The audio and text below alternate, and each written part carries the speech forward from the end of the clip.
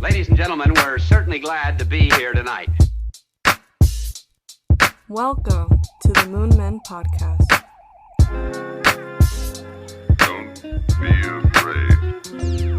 A little escapade of mine involving a couple of planets which shall be nameless. Fasten your seatbelts. It's going to be a bumpy night. Ignition sequence start. 6, 5, 4, 3, 2, 1, 0. No. I get a lot of TikToks though. I get a lot of people send me shit. I hate that. I'm constantly getting people sending me TikToks, and I'm like, I don't have the app. I'm not going to download it, and I'm not going to create an account to watch this on my browser.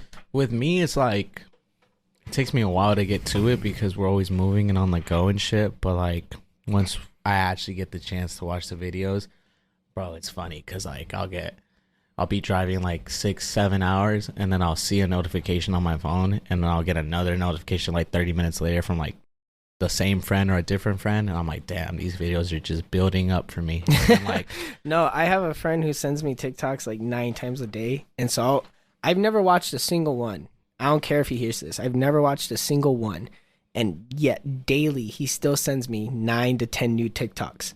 And so I have like maybe 200 TikToks from the last couple of months that I'm not gonna go back and watch. And then we're in a group chat with him. I don't watch him either. oh no, Wait. homie in the group chat watching the podcast. If you're a real one right now, just know they're not, bro. I They're told not. him, I was like, stop sending it to me, and he goes, they're funny. I need someone to send it to. And No, then yeah, the next day- there's a limit to it. Like, there's absolutely a limit to it. Like, if you're sending me a bombard amount of messages and videos and shit, and I cannot go to the top of it, I'm just gonna fake like it and just ha ha ha. You know, like that was hilarious. Do you wait enough time to like the next one? Because that's what I do. I'll like the first one, wait like 10 seconds, and then I'll like the second one. It's really based on the first two. If the first two ain't funny, I'm gonna be like, okay, I see where this is going. But then you never know, you know? It can be like that one Spotify song that you be skipping and shit, and you didn't know that was heat. So like, Oh, I felt. Wait. Before I get too distracted here, what do you do? Okay, because I've had so many people come up to me and ask me what you do, and I don't know how to break it down because they found out we worked out last time you were in town. yeah. They're like, what does he do? And I was like, So to sum it up in the most basic terms, I'm an entrepreneur. So like, I don't work a 9 to 5. I work simply based on whatever I make, whatever decisions I do. Like my first year I started, what's cool about the industry, like the whole entrepreneurship, you kind of got to make your name for yourself. Like it's really personal brand. Yeah, it's really a personal brand. Like if you sell them on you, they don't give a fuck about your degrees. They don't give a fuck about where you come from. It's the way you carry yourself and the way you get shit done, like in life in general. Bro, I know some successful people school-wise, and I know some successful people that have never been to school, and they're like beyond, you know? Yeah. So, it's cool. Like what I first sold, I sold these little heating pads, these little devices. They had a little button in it.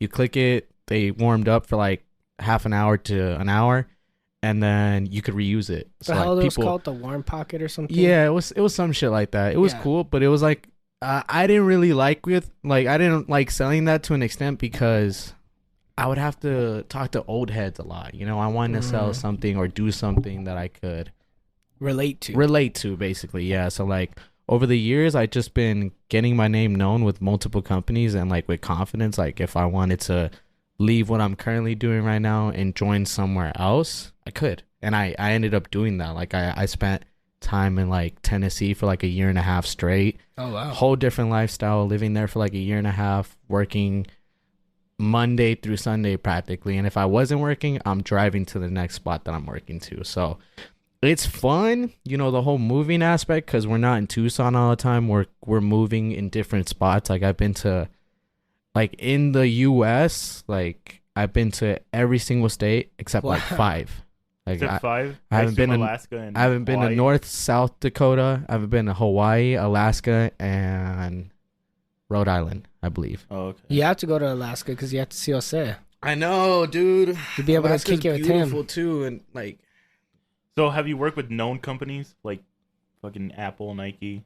Honestly, I could, but the the low key companies and stuff, the ones that hustle for their money, I like doing it more because they give you more pay. Right. They give you, I mean, Apple and like the 1%, that's what we call them. They give you more benefits and stuff, but they cut your money to like a different level. They'll give you like guaranteed pay, which is cool. Like me, I don't get guaranteed pay, so but that's incentive. Yeah, almost. I 100% work based on whatever I sell. So if I don't sell shit, I don't make shit. So it's basically like commission in a way. 100% commission. Okay. Like I've always worked commission. But what's cool about it, it's like year one, anxiety up the ass. You know, it's like Right. Well, yeah. I'm gonna go in every day with $0 in my fucking wallet. Don't know whether I'm gonna make any money or not. So like that's why I kind of had to leave. What I sell now is a glass and a metal cleaner. And it's Really? professional. Yeah, it's like we go to professional events for this shit. Like it honestly blows my mind how fucking good this product works. Wait, like, let me hear a pitch. This is a professional pitch all right, for so the like show. realistically, we go to these events and then I see people, what's something that they have that's glass and metal? Jewelry, a fucking diamond, that's glass, and then metal, the band itself. Or any type of jewelry, whether they got necklaces, they got glasses or anything. All I do is we set up this one spot at an area that people are working at, whether it's a fucking event center, whether it's a fair, or whether it's like a, 1 day, 2 day event, whatever Convention, it is. even, Yeah, convention, anything that happens year round, but they happen everywhere. So they got me moving all the time. But no, I see people's jewelry and I just call them out. Like there's a difference to it because over the years I've learned like you can't ask people questions because that's a direct no. You got to be like, let me, like, I will straight call out a 6 foot, huge, strong ass dude. If he's wearing a chain, I don't give a fuck. Like, yo, come here, let me clean your shit. And they like the hustle. They like the respect to it. They like the confidence. Yeah, the confidence. They see you like going out your way to speak to them. Like, what the fuck? Like this dude. All right, whatever. Half the time they take off their shit and then I tell them like, yo, this is a metal, this is a glass cleaner. Because in their mindset, oh, we got a jewelry cleaner here. No, dog. You can use this on your guns, your boats, your RVs, motorcycles, pots and pans, silverware, your shower head, shower door, from gold, copper, brass, nickel, pewter. Literally any type of metal you've been struggling to clean, this cleans it from the moment that you got it. And then you're blowing these people's minds because you're cleaning their shit in front of them. No one knows your jewelry better than you do. So when they give it back to you and it's actually clean, like on some professional shit, it's dope. Like half of the time I just talk to these people, throw in a little joke, and like 9 times out of 10 I sell them. The people that I don't sell really don't fuck with it. It was either they didn't like the price or they didn't like something in it. And if it's product wise, I can't change your mind on the product. This is what it does. If you don't fuck with it, you're not gonna buy with it. It's simple. But like over the years, I've learned to save my time. I've learned what to ask.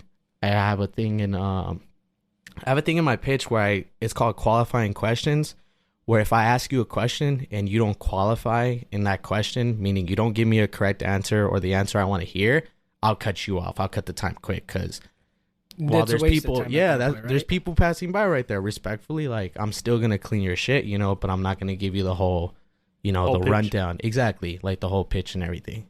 See, that's weird that you say all this. Oh wait, welcome back to the Movement Podcast, everybody. No intro. God damn it. No, we didn't do it with Angel's episode. I'm your host, Devyn. Hey, I'm shout here out with your to Angel. co-host. Angel, just know, very proud of you. Like the whole flying and shit. Fly guy. Just wanted to say that. Yeah, anyways. I'm your host, Devyn. I'm here with your co-host, Eddie, and we're joined by a very special guest, longtime friend of both mine and Eddie's, Raul Guzman. Are we saying your last name? Yes, sir. Yes, sir. Guzman, the entrepreneur himself.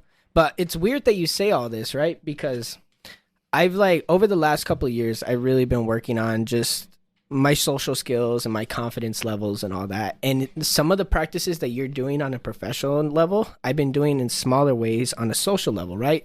Like if I'm out, I'll deliberately go up and start talking to people, and kind of similar to you, just the simple fact that you're approaching them, you're starting conversations with them, they kind of reciprocate most of the time. Whether it's some guy at McDonald's who's just having a shitty day, I'll talk to him for a good couple of minutes, and by the end of it, I know his mom's name, he's telling me about his high school shit, and the responses are so varied. Once you really find it in yourself to be able to talk to people, it opens up your world so much, and it's weird because I even do the little pitch thing here, the qualifying questions, Because I can tell the level of engagement somebody is in just based off of the show, doing this for so long, and then all my little interactions. So if I'm not getting the responses that I expected to get with these questions, because they're kind of questions that I use a lot, then I start shutting it down. Yeah. You know? It's just a respect thing too. People, like, if you're not getting anywhere in the conversation, like, why are you continuing to talk, you know? Because like there'll be situations where if it's a slow event, let's say I'm on a slow event, I stop someone and they're talking to me, I'm not gonna be a fucking dick, you know? Like, I'm gonna give them my time of day and stuff. But if I'm at somewhere that's busy, there's people walking around, and this person obviously is just using me to like get their advantage in a sense, Yeah. then I'll cut it off, you know? Yeah. That's the only time I cut things out. Plus, you never want to be that guy that's talking when they shouldn't be, and everyone's kind of annoyed. Oh, so you yeah, guys got to be 100%. kind of mindful of I that. can't tell you how many times I've said irrelevant shit that did not matter, and like I've seen situations because like I work around people, so like I'll use this guy that I know personally. His name is George. That dude's a savage. He's from New York, and like that dude will like within like I'll talk to someone for like 5 minutes, and then his 5 minutes he's already closing 2 people out. Like Really? yeah, he's just I don't know, man. Like his hustle's just different. That dude's just a So compared to year one, your first year, what would you say? What would you do? So like you said, it was anxiety. Year but- one, it was anxiety. The reason why it's because I didn't have that confidence. I didn't have that, you know, that experience. Well, But what would you say? Would you say a lot of ums and stutter? oh yeah, 100%. I would blank out. I'd be there like, I would second guess myself. You know, like I used to see myself as like an okay salesman. Now I'm like a money magnet. That's how I see myself. Like Really? I go in there and I know that if I don't make money, that's weird, you know? That's weird as fuck. Cause like I always walk out with confidence with like. But some see, money. it's that self-perception too. You're like, over time, the more you tell yourself like I'm the money magnet, right? It becomes easier for you to kind of slip into that mode, right? And be able to just go in there and do what you need to do. Yes, there are certain states that affect that. Like I Really? remember one time I was doing a car show in Alabama. And Alabama, bro, they're racial as fuck. They see a little Mexican boy over there trying to get his money. They do not want you to win, Do bro. they pick you out? Like, can they tell you're Oh, Mexican? 100%, bro. And the reason why, like, I was in a booth. It was me, 2 other Mexicans, and a white dude. Guess who came out on top that event? Let's just leave it at that. But no, like, Alabama's definitely, like, you go to some spots and you gotta adapt, bro. Like, you can't be you know, everywhere. You gotta be a different person everywhere. You gotta learn how to adapt. Like in there's a lot of ghetto spots, bro. But top 3, fucking Baltimore, definitely. Really? Memphis. Yeah, of course, Memphis. Chicago? Young Dolph died there over there, bro. That's It's true. ghetto. That's It's ghetto over there. Would you say this city's ghetto? Nah. No. This does not have Tucson's. Honestly, we're blessed. We're blessed to Right? be living here. Yeah, like no lie. Like I didn't like Tucson. I didn't like Arizona. I started traveling, bro. We got everything here. Like we got beautiful sunsets. We got mountains. We could fucking gamble here if we wanted to. For It's people just that like to fucking hot, gamble, that's it. it's just hot. Yeah. If you want every season, you can go north, south, east, or west here. Yeah. The only thing we don't have, an ocean. So Yeah. Soon. Soon. It's on the way. I know, right? It's on the way. And was I like, would soon. say It's in I would say California. Detroit too. Detroit's really ghetto. What I got about a gun. Chicago though? You always hear Chicago. But- Chicago is cool though. I got hella people from Chicago. I went to O Block and I played Chief Keef actually. What the fuck Yeah, is sort of- block? That's where he's from. Oh, okay. Yeah, so I okay, went to O okay. Block and I was like, Bork understands this Oh, right okay, now. okay. yeah. So he's if listening. Bork is listening to this, just no blood. Blood, cuz he always says cuz. Yeah. But nah, it was real cool. Like getting to experience like when Young Dolph died, I was in Tennessee and like that shit blew my mind because I'm not a Young Dolph fan like that. But cultural wise, when you're over there, everyone loves him. Like they praise him Right. from like the floor and up. And when he died, bro, everyone was in a bad, sad mood. There were shootings outside. There was all kinds of Damn. shit. Yeah, it was ghetto. Damn. What about like Cleveland? I always hear Cleveland's bad. You been there yet? Soulful. I call a lot of places soulful, and Cleveland's definitely one of them. Like, you go over there and you're gonna talk to the people and just be in love. Like, you're gonna talk to the people over there that will invite you over to their house for like some supper, you know. Really? Them, people from Louisiana, like New Orleans, and I always figured the South had that Southern love they talk about, right? of That course, hospitality. they're fucking sweet tea, bro. Their sweet tea in the South be hitting. I see why. So, like, how did you get started in the entrepreneurship? Like, cause How'd it go down? yeah, because I remember I walked into AutoZone one day to get some car parts. That's when I was all fat and shit. And I was like, Raul, you're on Devyn? And then we kind of like chatted up a little bit. Caught up. I do next remember that year- actually. That was during It was like 2019. 2019-ish, yeah. That was 2019. That was right before I decided to do this full time. Okay, so I was working at Gym Click, and then like I was just so bored, bro. Like, I was making money, but like You I weren't was making the money so you wanted, right? bored. Yeah, for real. Like, I was I just feel so the boredom. The boredom is what gets you more than anything. yeah, bro. Like me, like my senses, like my eyes are great. I got 20/20 vision, and that's one thing I love. And when I was nice working flex. over there, I was getting fatter. I was losing my hearing. I was losing like my sense of smell. And then once it started fucking with my vision, that was it for me. Like I could not do it. So I went in there with like cocky confidence, ready to quit. And tell me why the boss gives me $1.50 raise. Obviously, I stay, whatever. And then like I ended up staying for like 2 months, and it just wasn't worth it. And then I was trying to quit, but like this fool was just like so good at convincing me not to. And eventually we were just on like thin ice with each other. And he said like, look, it's clear that you don't want to work here, so either you leave or I'm gonna fire you. I'm like, damn. It finally came down to this. I'm like, cool. So I ended up leaving Gym Click, and then afterwards I was like, I didn't want to work for like a week, because I was like, I'm gonna just take a week off and I'm gonna apply. And that's when I applied to AutoZone. I applied at AutoZone, and I'm like, cool, I'm gonna just work here, get my money. But this was like when I decided to apply to AutoZone, it was actually right after I started traveling, now that I think about it, because I was looking at the application, and my aunt reached out to me, and she started doing the whole entrepreneurship. Like, she started traveling and shit, and like she asked me like, do you want to try it out? Like, you just left your job, do you want to do this? And then she explained to me everything. She told me how it's not hourly, so if I come out here, I don't make shit, I'm gonna be broke. So I'm like, do I want to do this? I was really thinking about it. And yeah, It's kind of a risk too to like really sit there and go. It's that leap of faith. Yeah. That it's like jumping off of a diving board. You don't know what the fuck you're gonna expect, but you know, I just dove in, and then yeah, just been here since. I tried it out for like a month. So I was in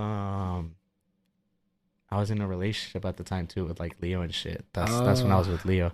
So, but we'll cut that out. Yeah, you want me to cut her name out? We don't have to, but like, I mean the whole conversation. Yeah, now, yeah, you know, yeah, I'm not gonna okay. go into depth with We that. won't go into that. I But, don't want to touch that shit right now. But yeah, I left for like a month and shit. I ended up coming back because my first 2 shows, ass. Like, I went to Indianapolis. I still remember it. I went to Indianapolis first, and then I drove all the way down to Georgia, flew out to Texas, and I worked in San Antonio. Actually, right next to the Spurs Stadium. Really? Eddie. Yeah, right next to the Spurs Did you at Stadium. least go to a game or Yes, not? I did go to a game. You So, lucky bastard. so the second place that I worked at, it was like, bro, imagine like leaving your job and joining this, and then the first 2 shows that you do, ass. Like, Oh my ass. God. Like, you're over here second guessing every life decision that you're doing. And during that second show, it was so slow, the event that we're doing. There was a pickup game going on. There was the Spurs versus the Pacers. And I was like, yo, fuck this. I'm already broke. Might as well be broke-er. Because money comes back. Let me tell y'all this. Money fucking comes back. But your time don't. So Ooh. definitely. We're quoting that. We're putting that shit on our shirt. They're giving us all kinds of quotes lately. 100%. It's just real. Because, like, we're young. We're at our like for doing this, we're at our prime, because when we reach our 30s, that's when we start thinking like, family. do I want to have a family? Do I want to like, have something else? But nah, I ended up going to that place. I ended up watching like the second half, because I told him like, if it doesn't start picking up, can I go watch the second half of the game? And we won that game. It was cool. It was cool seeing it. And was Timmy already retired, and Manu and Tony? Yeah. Sadly.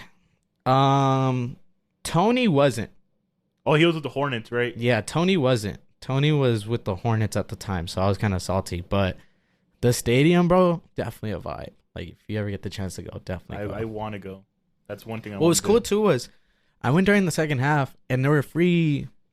I wasn't going to pay, but there were free tickets. So I was going to pay for the tickets and shit, but I caught someone walking out, and then he gave me his ticket, and then when I walked in, like, the person... And remember this, too. It's really based on the person. In a business or in any professional, whatever it is in life that you see it, it's based on the fucking person. So, like, I went to one person with the ticket, and she said, oh, this one's been scanned.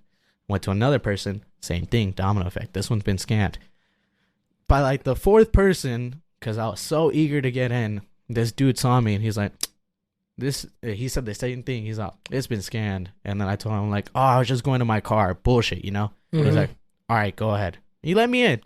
And that's if you had it. given up, if you hadn't tried. Yeah, don't give up on shit. It's really based on the person. Like me, if you were to ask me, I would have been like, all right, I don't give a fuck.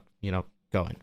Unless you're a threat, like it's really about vibes too. If like you come across me as a threat or like something's fishy about you, then yeah, I'll be a dick. I'll be like, no, bro, you can't go in. And see, I love your whole ass vibe, honestly. No gay shit. I love your whole vibe because you kind of embody what I'm always preaching to everyone around me and what I try to live, right? Bro, me and you listen to Logic. Yeah, there you go. 100%. Like anyone that listens to Logic, I'm automatically a fan of you. I have almost all his records. Yeah, see what I mean? You guys relate to me so highly. You guys aren't But like dicks. you literally like you go out and you're just like you're taking life by the balls. I told this to Angel too, because Angel's a great example of this. Angel is traveling all over Europe. Bro, that man literally said, fuck this. I'm going to fly everywhere. Exactly. Like, that is such a hard fucking flex. Like, when I saw that, it blew my mind. I'm, like, praying for man every day because, like, when I fucking found your Insta and I saw that you were in, like, New York and shit, I was like, this motherfucker's really out here doing it. So you drive everywhere? You drive drive and fly. Oh, okay. So, like, if it's... Because we got product and shit. If it's cheaper to fly us, then we'll fly. And then we'll fly the product there. But if it's like, let's say... What's a good example?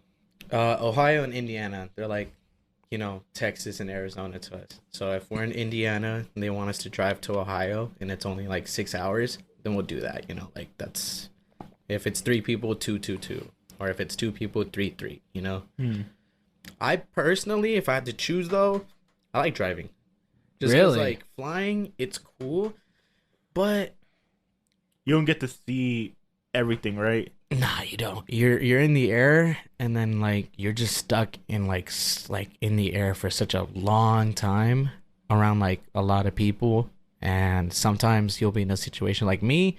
Now, whenever I get my ticket, if it's 24 hours before your flight, if you enter like the code and shit, you get to choose your seats. You get to choose everything. So, like, right when it's 24 hours before my flight, I always do that. I always make sure I got window seat. And if I ain't got window, aisle seat. Because I hate sitting in the middle. If I sit in the middle, I'm going to be salty. Like, right. It's just, And then driving, you're, it's still based on your time. So, flying, let's say you fly out 12 o'clock and then you got a layover. That layover is like 2 hours, and then you wait for your other flight. Traveling time in total, it's like 9-10 hours. And then compared to driving, the drive is like a 6-hour drive.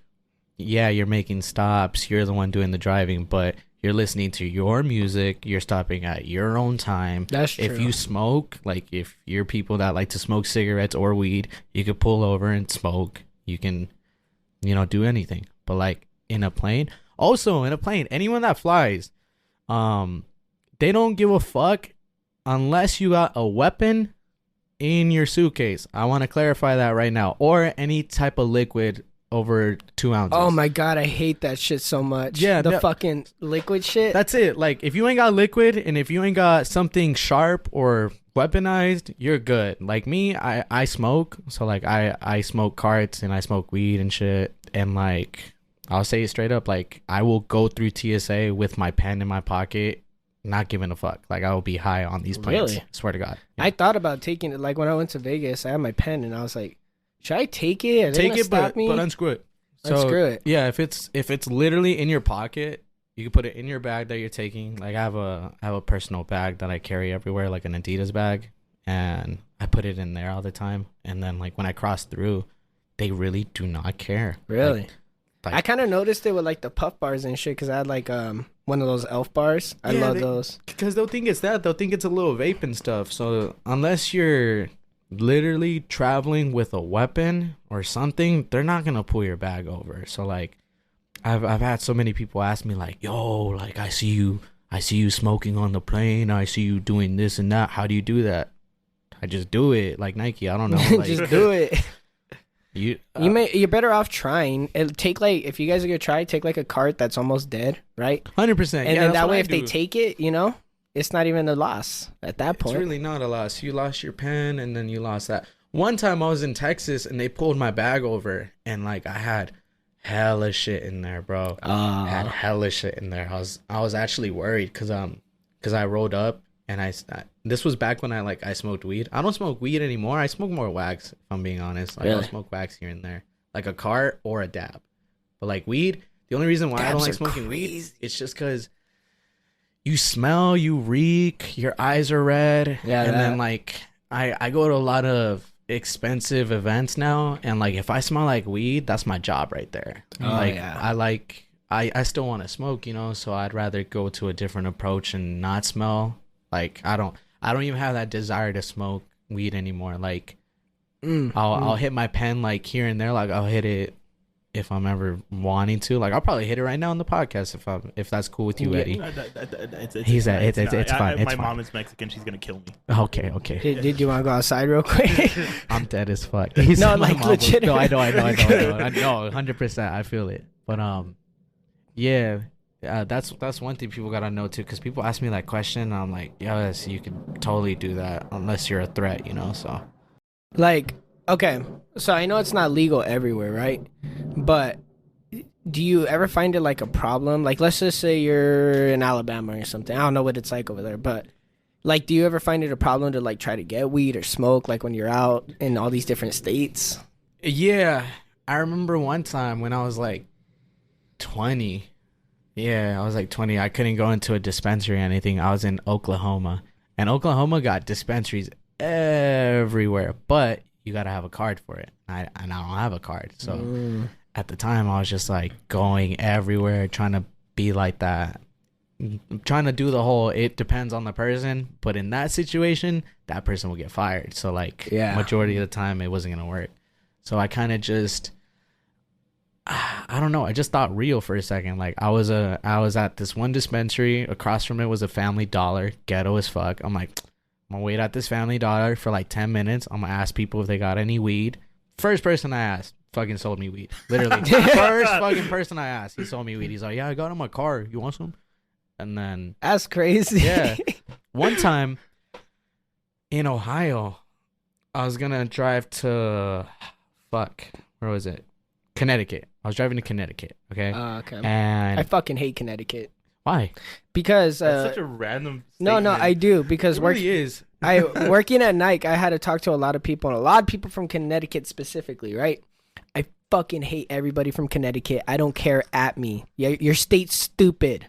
Honestly, agreed. But it's just the thing about what it is. It's the East Side. The East Side got really big egos and big attitudes and shit. They're all like, hustlers. That's why. hustlers, bro. They don't like their time wasted. Like me, West Side. If I'm in the West Side, I can crack a joke with you.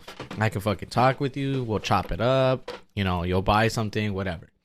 The East Side, some people won't even acknowledge you. You try to call in there, and even if they're right in front of you, they're gonna fucking ignore you like you don't exist. And if you do stop them, you got 2 minutes to talk. If you lose their interest, they're fucked. Well, yeah, that's how your boy George got so good at talking, because he grew up with that, and He's especially from New York. Is he from New York? Yeah, what part of New York? I'm trying to think. Queens. Yeah, he's Queens, from Queens, New York. There you go. Yeah, he's a hustler. George Cantonis, that's his name. But yeah, what's crazy about George is I've worked with 3 different leaders. I worked with Daniel, I've worked with Brittany, and I've worked with George. And each one of those were from different companies. Daniel was the seed. Daniel was the one that nurtured you. Yeah, he's the one that basically, when I was in the nest, he showed me how to fly, and then when I flew out of the nest, like, it was all because of him, you know? Like, oh, yeah. Daniel and my aunt, back to like me going into like the whole entrepreneurship, they went to high school together. And then when they went to high school together, after high school, they worked at the mall over here selling perfumes and stuff. Like, there were those people that waited by the door, had you smell a sample, and then sold you on a perfume. Daniel ended up getting fired from that spot. We won't get in like the whole situation with it, but because that happened, it opened a door for him to join this company, and the company's name is Spartan. They call themselves Spartans because Spartans get shit done, they say. Oof. So what they sell heating pads. They sell an EMS 10s unit. It's really good for like pain and shit for like people above 40. And they sold other accessories too, like wine openers, hair care product, all kinds of shit. So like the benefits, you can go all around. Like, if you're not comfortable here, boom, they'll send you over here. If you're not comfortable here, boom, they'll send you over here. And what's cool about it, the culture of it, like, you're meeting people from different states. Like, if I'm being honest with you, I got more real friends in different states than I do back in Arizona. Just because, well, everyone here is fake as fuck, let's be honest. I mean, it's all your decision at the end of the day. Like me, I'm no perfect human being. Like, I've done my mistakes and shit, like 100%, but you gotta hold yourself accountable when you can't hold on to the past. Like, if you're living in the past and that's all you're gonna do is just get past things, you know? God, I love his fucking preaches. It's wild because I would tell people, I'm like, oh yeah, Jose's coming on. I won't go into the names or the drama here, but like, I saw the reactions and I was like, damn, like, what do you like? I have good memories of him. Like, what's the deal here, you know? Like, and like me, like in school, I really wish they taught us things in school that they don't teach us. Like, bro, I wish they taught us how to do our taxes. I wish they taught us how to. Thank God for TurboTax. Yeah, like, I wish they taught us how to have like more control with your mental, because like I feel like when we were kids, we were just so all over the place, you know, in high school and shit. And I wish they had social classes, like, you know how they do social studies instead of learning about that shit. Socially awkward, man. Yeah, like, I wish they were socially capable, because some people that are socially awkward are like the coolest fucking people you can meet in this world, but they just don't know how to talk to you, and they're looked at as weird or misunderstood, and that shit's just. You're not weird, Eddie. Shut up. Eddie's one of the coolest people I've ever met. Like, if you ever get a one-on-one conversation with Eddie.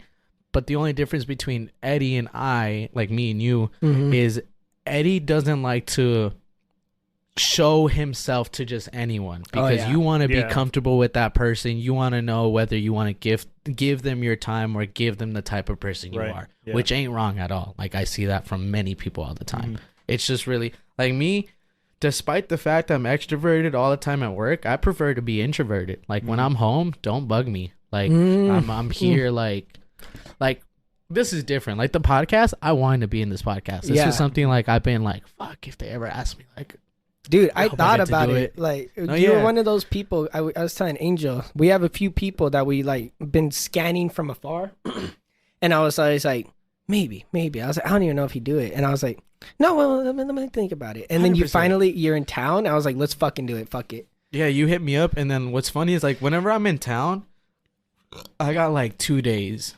Day one is my day. That's like aka today. My day is I'm gonna do the podcast. I'm gonna chill. I'm probably gonna go get some food later and then enjoy it. The next day, back to business in a sense. I gotta start getting ready. I gotta imagine, because like I'm not thinking about like my next event is in Las Vegas. Like, I'm doing a beauty show in Las Vegas over there, so it's gonna be really nice. Yeah, it's gonna be fire. I'm leaving on Friday, but after Vegas, I'm going all the way to Florida. It's like, doesn't it ever get tiring though? Just traveling? 100%. It gets very tiring, especially adapting to different time zones. Like, you know how much it sucks Like one time I flew from Florida all the way here, direct flight. It was like 3 hours, 4 hours, something like that. And I flew out over there at like 7 in the morning. When I landed here, it was 7 in the morning, bro. What the Fucking fuck? sucked. It just sucked. Like So jet lag's real then. jet lag is 100% real. I'll talk about this now since it's not a thing anymore. But back then, like pre-COVID and like a year after COVID, there used to be this thing on the flights, man. It was fucking crazy. And like I can talk about it now because it doesn't exist anymore. It exists from one airline, but I won't say that airline because I still want to use it towards my advantage. But anyways, so there's a lot of people cultural-wise that don't believe in credit currency, meaning they don't have debit cards, they don't have banks, they don't have any of that shit. Just cash. Yeah, just cash. Like Amish people, half of the time they just got cash. Some of them do got card, but it's just like they had to get in the, Yeah. whatever. I remember in all the terminals, there's a money currency thing where you can like enter like a certain amount of money and then you get it in that card. It costs $5 to get that card itself. So if you put 105, you're only getting $100 in that card, So I was with Arturo and Trip. Luis, G Trip. Oh, yeah, know yeah. him? So I was with G Trip and I put Trip and Lalo on traveling and shit for like the year before COVID. So we're traveling and I'll never forget it. We were in Dallas, Texas, and we are going to fly out. And this guy Arturo, he's like, "You guys got $5?" He's like, I'll pay for you guys' drinks if you guys give me $5. I'm like, what the fuck? So Trip, without question, pulled out a 5. He's like, here, bro. He goes to the little machine and he gets the card. And it costs $5 to get this fucking card. He pulls out the card. There's no money in this bitch, okay? So I'm like, whatever. We ignore it. We get on the flight and everything. It takes us like half an hour to get on the flight. Once we're up in the air, the lady, she comes up to us and she asks us if we want any drinks. And Arturo said yes. Get me a double Jack and Coke for them two and for me. So we got 2 little shooters and like a Coke right there. And he whips out the fucking card that we just bought with no $5 money with on it. no money in it, okay? And he gives it to the lady. The lady swipes. She asks him to like sign it and whatever. He signs it. She goes on with her day. Bro, I was so fucking shook right there because we just got some free drinks with no money. Because the flight that we were in had no Wi-Fi. There was no service whatsoever. So it goes Technically, it goes through. But as soon as you land in the air, like not in the air, in the floor, it's gonna notify you that like you had insufficient funds, basically. But by the time that's notified to them, they're getting everyone off the plane. They're re-cleaning the plane. They're getting everyone on the plane. When they're in the air again, that's when they check it. And that's when we're already in our other flight.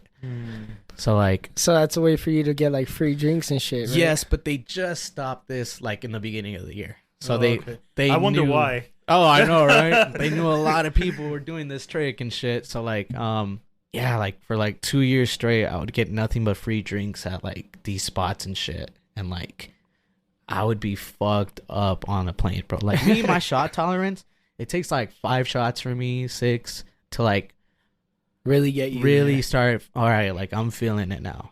Fuck, in a plane, bro, you'll take 1 and that feels like 3. Yeah. Because Like, of the altitude. That's fucks you up. 100%, bro. I didn't think altitude was a thing. Same thing with smoking. If you smoke, like that shit will get you high. Me and Trip would go to the bathroom and we'd hit each other's pens. And like the thing about that is, in the bathroom there's these little devices, and if you smoke it up, they're gonna go off, and you can get kicked off of a plane. Like I've personally seen a person get kicked off a plane because they were vaping in there and they like, a fucking vape. So like me doing that shit is just, risky as fuck, 100%.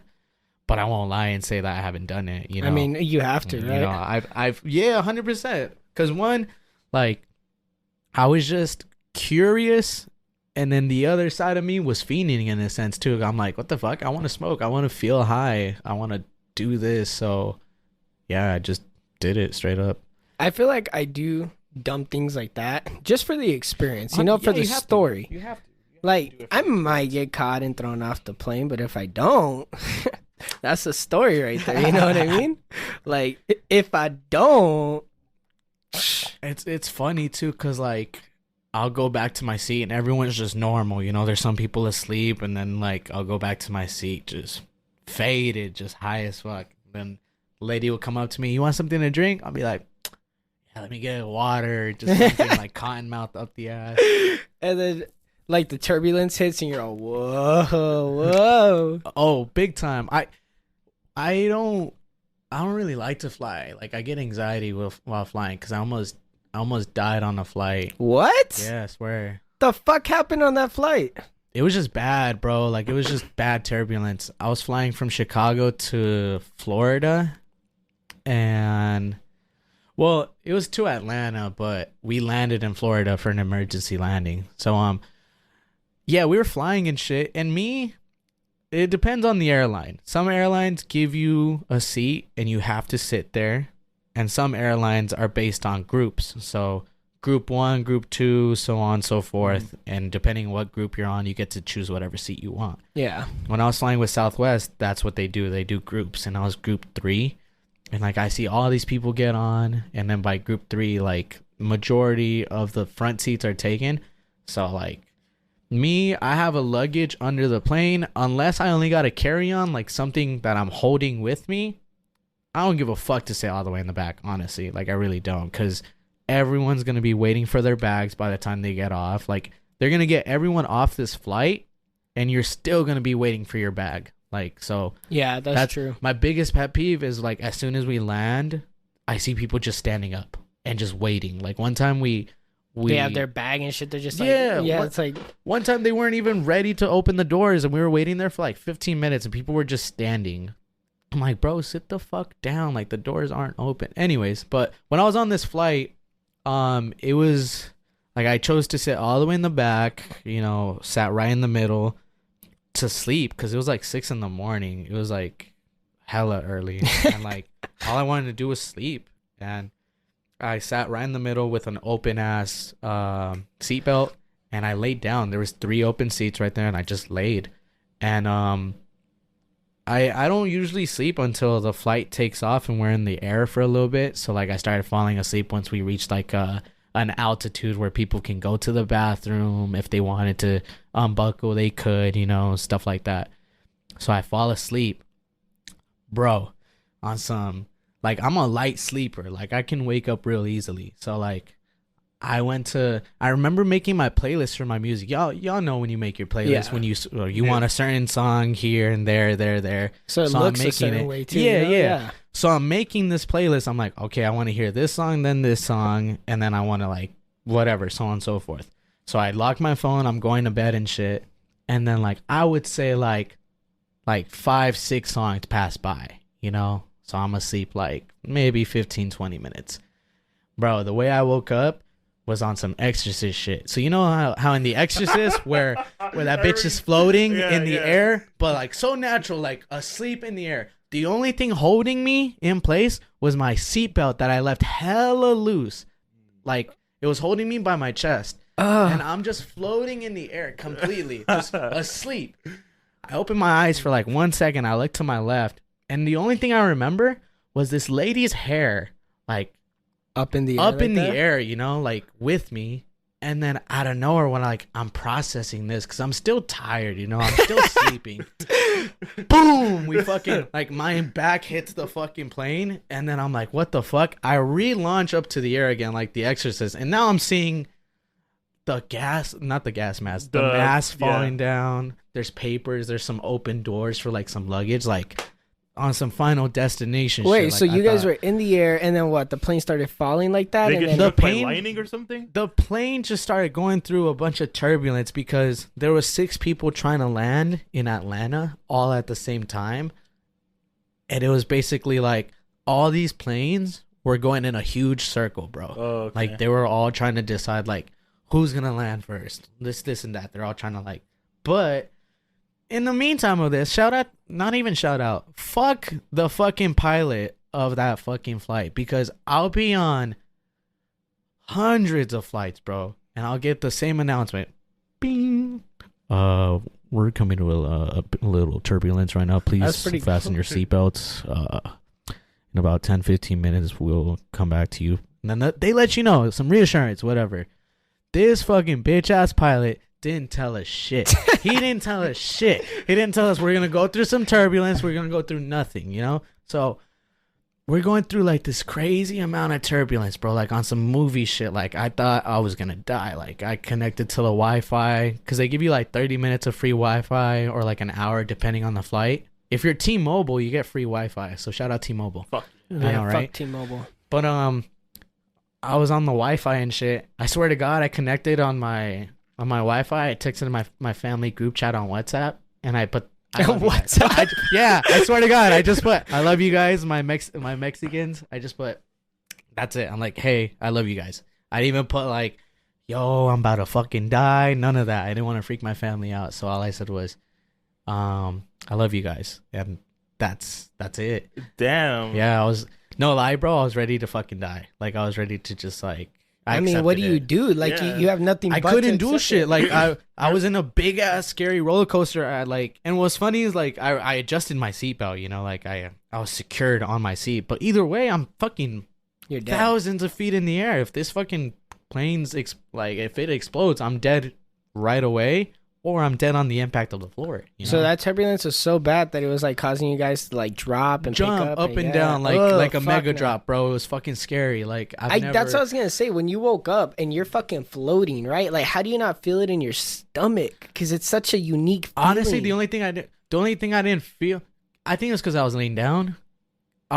When I was floating in the air, the only thing I couldn't feel, like I know what you mean, that thing in your stomach. I think that happens when we're like sitting, but because I was laying down, all I felt was just like not the seat. Well, like I didn't feel the seat on my head, on my back, on my ass, nothing like that. You know, like I was just floating. And then when we landed, we went through this bullshit for like 20-30 minutes. Okay. Then out of nowhere, the worst thing about it, when you look out the window, we're in clouds, so you see nothing but white, bro. You see nothing but white. It looked like that fucking scene from SpongeBob where they're just like in the middle of nothing. Oh, yeah, white. yeah. It looked like that, bro. Just scary as fuck. It looked like we were in a simulation. I swear to God. Fucking hate So- that shit. We fly all the way up. Like I feel the plane just going up from like the force of it. We fly all the way out of the clouds, and it's like it's beautiful again. Like we're in the sky. The clouds that were bringing us hell were right under us, you know. And then out of nowhere, like 5 minutes go by. Flight attendants are walking by, like checking up on people if they need anything, water, a hug, anything, you know. I swear, yeah. Some people were getting like, they're getting anxiety. I mean, they're were they freaking bad out. flight attendants? They were oldies. They were like some oldies. Imagine some like a solid 9 on there handing out if free I had hugs. a baddie, I'd be like, yes, come here. You see? Come here. I need a hug. But Hug me. so I'm on. I was the last one too, and this lady, I'll never forget it. She had 29 years of service on her tag too. She's like, "Do you need anything? Do you need water? Do you need like company?" And then like I told her, I'm like, "No, but I have a question. Is this your worst flight?" And she looked at me and like she didn't want people to like know, you know, because everyone's freaking out. But I kind of said in like I'm okay, you know, like you could tell me. And she gave me that look, and she's like, "Yeah, this is my worst flight." Like, And she was by still far. chilling. Yeah, she was freaking out though. But No, she was, I just fucking felt it, bro. Because I was just recently on a plane, so I just literally, for a split second, imagine as you said that. I don't know why. It I was scary, imagined bro. it. The fucking feeling, everyone's freaking out. You know, like I could go down any minute. that's why, like, shout out to Angel again. Like that feeling, I can only for him a little plane. Like, holy shit! I remember I got on a 10-person plane one time, and I felt everything on there.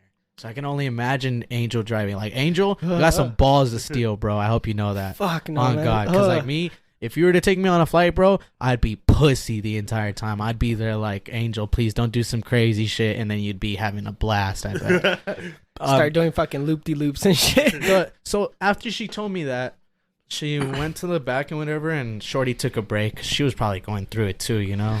And the fucking bitch ass pilot finally decided to go, bing. We just went through some crazy altitude, basically. No shit, bro. Like, he's telling us, like, what we just went through. And then he told us, like, that's how I found out that there were 6 different planes all trying to land at the same time. So he said, we're going to make a emergency landing in Jacksonville, Florida. Sorry for the inconvenience. And then he put the phone down, and then he picked it up again. He said, oh, I don't know why. To this day, bro, I'm still trying to cope why this man fucking said this. Like, we just went through 20, maybe 30 minutes of the worst fucking turbulence anyone can experience. This man has the nerve to re-pick up that fucking phone again and say, oh, and we're running low on fuel. Oh, hangs up. God. He fucking hangs up, bro. I was there like, why the fuck are you telling me this now? Now I'm gonna think that this plane is just gonna fly straight to the fucking ground and shit. Like, imagine having to do emergency landing in the fucking ocean after that. oh hell no, no, Fuck bro. no. And then I was with this girl named Juana because we were traveling to Atlanta, and from the spot in Florida that we were at, it was only 3 hours of driving. So Juana was over this fucking flight. She's like, We're getting a rental. yeah, 100%. That's exactly what she said. She said she went all the way to the back because she chose like a kind of closer seat because she knew I wanted to sleep. So she went all the way to the back. She said, Raul, get your shit. We're getting off this flight. She said, God, let us live. I'm not fucking stepping on God's toes again. And then, but she says this around all kinds of people. So people are just listening to her like, thanks, bitch. Like, we're staying on this fucking flight, you know? And I told her, I'm like, Juana, like, we should just stay. Like, because Juana's the type of person, like, I've traveled with her in the past. Like, she don't like to drive. She don't like to do shit. And So I'm you're like, going to have to be driving. yeah, and I'm tired, you know, I didn't even sleep. Like, I was super tired. I was like, yo, Juana, like, can we just stay on this flight? Like, I feel like we're good. She's like, no. She's like, either I'm getting off by myself or you're getting off with me. But if you stay on here, you're going to have to wait for me to pick you up. And then I was just like, whatever. Like, I told her that I didn't want to drive. She's like, no, I'll do the driving, you know? Bro, tell me why she manages to convince me to get off the flight. And we get the rental and everything. It takes us like a whole hour to hit the road. Bro, I'm driving not even an hour. And no, she's driving not even an hour. She pulls over to a Subway, and then at that Subway, she drives for like another 15 minutes, pulls over again to another gas station. Tell me why she doesn't even pull up to a pump. She just parks, and she like puts her seat back, ready to sleep. I'm like, what are you doing, Juana? She's like, that plane ride got me really tired. I'm just gonna take a nap. I was so fucking mad, bro, because she told me, she's like, I'm gonna drive it. I'm like, you won't have to drive none of that, you know? And she pulled over to sleep. I'm like, bitch, get out of the seat. And then I drove us to Atlanta. Dude. And then when we picked up some girl over there, because we were all gonna link up in Atlanta, she drove us, and I took a nap in the back. That's what I did. But yeah, that's pretty that flight. cool. I mean, fuck that pilot. Fuck turbulence. Yeah, definitely driving over flight any day. The only time. Yeah, now when I feel turbulence, I get scared, bro. Like I'll have a little flashback, a little Vietnam flashback. Little PTSD. You'll 100%. You'll grab the freaking. I'll grab the fuck out of the seats. I'll tuck myself right in. I'll be right there. And like every flight that I do, the pilot usually has a door open because they gotta get off and use the restroom. You know, the door's open. Tell me why this door was closed the entire time. Like he didn't want to see none of us getting off the flight. I'm like, yeah, well, yeah, you should. It's not your fault, you know. Like you still managed to get us there in one piece. But like the thing I still don't get, why the fuck when you hang up, you re-pick up that fucking call to tell us, oh, and we're low on fuel, so there's some more anxiety. There was like a lady in front of me ready to get a fucking heart attack. She's all breathing in the air back. Yeah, that was a real thing. They brought those out. That's what I was trying to figure out. They brought out plastic, like paper bags and shit, like plastic on the outside and like paper in the inside, so we could like fucking breathe in them and shit. Mm-hmm. Like, do you need a bag? Like some people threw up in them right away. Ew. Yeah, it was gross, bro. Like, so when you first initially were in the air, right? Were there people screaming, fucking yelling? No, bro. Like I woke up to, I fall asleep to me doing that playlist and whatever, and I wake up, like going through it. Like I wake up and we're in this, you know, like we're. But no one's reacting. Like No, people are yelling. Okay, People, okay. there's like I remember this one yell specifically. It was this like lady's yell. I remember hers because each time, and then there was like this one. There was this one dude's face that I would look at, and he was so scared, but he couldn't make a noise. Like he was just so scared, and he was just stuck right there. And me, I was a little bit of everything. I was a little bit scared. I was a little bit like. You accepted your face. Yeah, straight up. At one point, like when you can't do shit, like you gotta accept it. And I was like, I've never experienced this, but like I literally had a flashback of my whole life. I swear. Oh, Like, so your life Yeah, I had literally a- I flashed had before a- your eyes. I had a flashback Damn. of my whole life. I've never had that experience before until that day. I was there like, cause I really thought I was gonna die. Like this shit was ridiculous. Like it felt like we were riding on like some sand dunes, bro. Right. Just going up and down, but on a plane. Like that's not supposed to happen, you know? Fucking 30,000 feet in the air. Fuck no, man. Yeah, just explode right there. Like no. So like No I accepted fuel. it, Ugh. and when I accepted it, like I just stayed paused there, just in my head. We went through like some crazy turbulence, and that snapped me out of it. And that's when I was like, "Fuck it!" Like I gotta message my family, because like if I die and I leave them with nothing, Right. that's gonna leave me fucked up. So like I managed to find the courage and the patience while I'm going through this turbulence to connect to the Wi-Fi, to put my phone number in so it gives me Wi-Fi. You're all shaking. Yeah, I'm all there. shaking, anxiety and shit, and all I texted was to my family was, "Hey, I love you guys." That's it. Okay, how about after? After I told them what happened, I called my mom and I was like, "Yo, like," I told her everything, and she's just like, "Oh my god, like that's insane," whatever, you know. Definitely not something you want to go through, because like prior to it, like I was not afraid of that turbulence. Feeling was fun to me, you know. I'm like, Fuck now no. now it's like, why is this bitch shaking? Why is this and that? Like if it's not a smooth flight, like I'll be a little pansy, you know. Wait, before we continue, let's do a quick ad break. Yeah, because I need to piss. And this episode is brought to you by no one.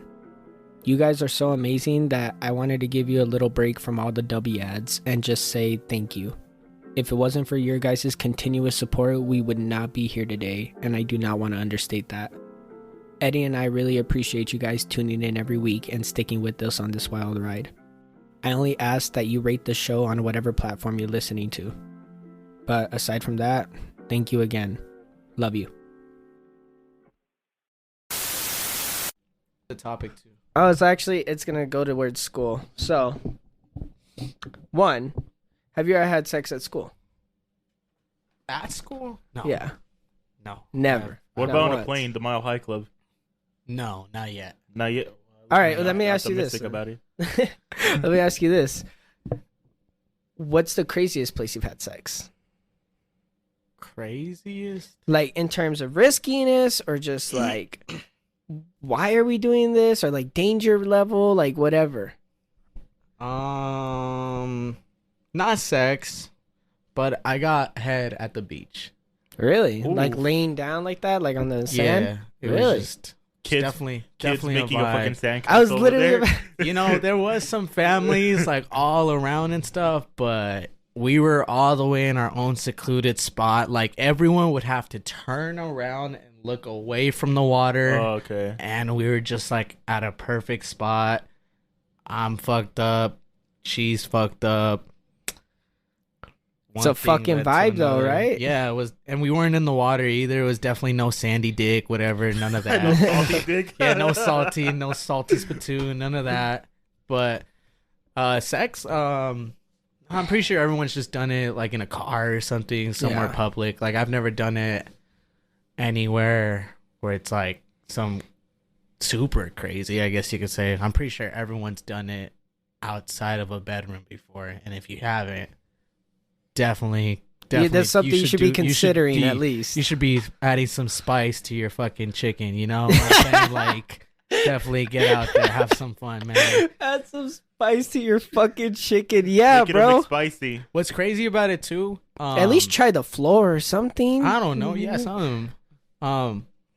Yeah, on the road, like I don't even be going for that, to be honest. I'll be traveling and shit, and like No girls, no nothing. no, like if it happens, Just straight cool. business? You know, straight business. That's how I am, because like I gotta focus on the bag, and then like, you know, if it happens, it happens. You know, I've met some people that just join this business just so they can do that. You know, Really? just so they can. Hell yeah! Like I remember there was this one girl, and she was getting tossed around in the fucking company, from what I heard. Like I was with a group of dudes, 4 other dudes, bro, and all of them hit that girl. I was the only one that didn't hit that girl. And I'm like, I don't want to, you know, like. Well, now knowing that, that's it's just like, well, no, she wasn't even attractive like that either, bro. Like she was Really? like a 7, but like these guys are dogs out here. Like there's like just no fucks given, put their dick in anything. And me, I got some standards. Like I at least like want like, you know, I got standards. You know? you want some, like, you don't I need to want go into some. it, but I I want- get it. Like I already like I don't want to be in this knowing that like in a week you're gonna be getting hit by something else. You know, like what the fuck? Like that's just weird. I mean, like, I could get down for casual sex, but like there is some prerequisites a little bit. Like I honestly I wouldn't care if she's hitting in a week, but like with me it's got to be more intimate. I don't care if that makes you sound soft. I don't give a fuck. I want him a little bit more special. You know? Personally, I feel like I last longer when it's more intimate too. Like I feel Yeah. like when it's that's why I'm gonna throw us guys under the bus here, but like this is how I am personally. Like if I'm just fucking you and I'm not really attracted to you to that extent, you know, where it's like we're making love, you know, I'm probably gonna bust in 5 minutes. Sorry, shorty. Like you ain't really like that. That's if you don't it. finish first, But, you're like, last. It's a race at this on point. God, Catch up. straight up. But like compared to where if you're my girl, like I claim you and I want you, and we're at this like level of like compared to a hoe, you know, or something like that. And no disrespect to you hoes. We love the But, hoes. Yeah, like that's why some people just be busting in a few minutes compared to like some relationships that like be going on for, you know. But see, you do the extra minutes shit and too. When hours. you care just a little bit, you do the extra Yeah, shit. the It fuck, I becomes ain't more gonna passionate. eat no bitches fucking pussy, no none of that. I'm Fuck not gonna do no. none of that shit. Like Unless for just we're- a random ass hoe.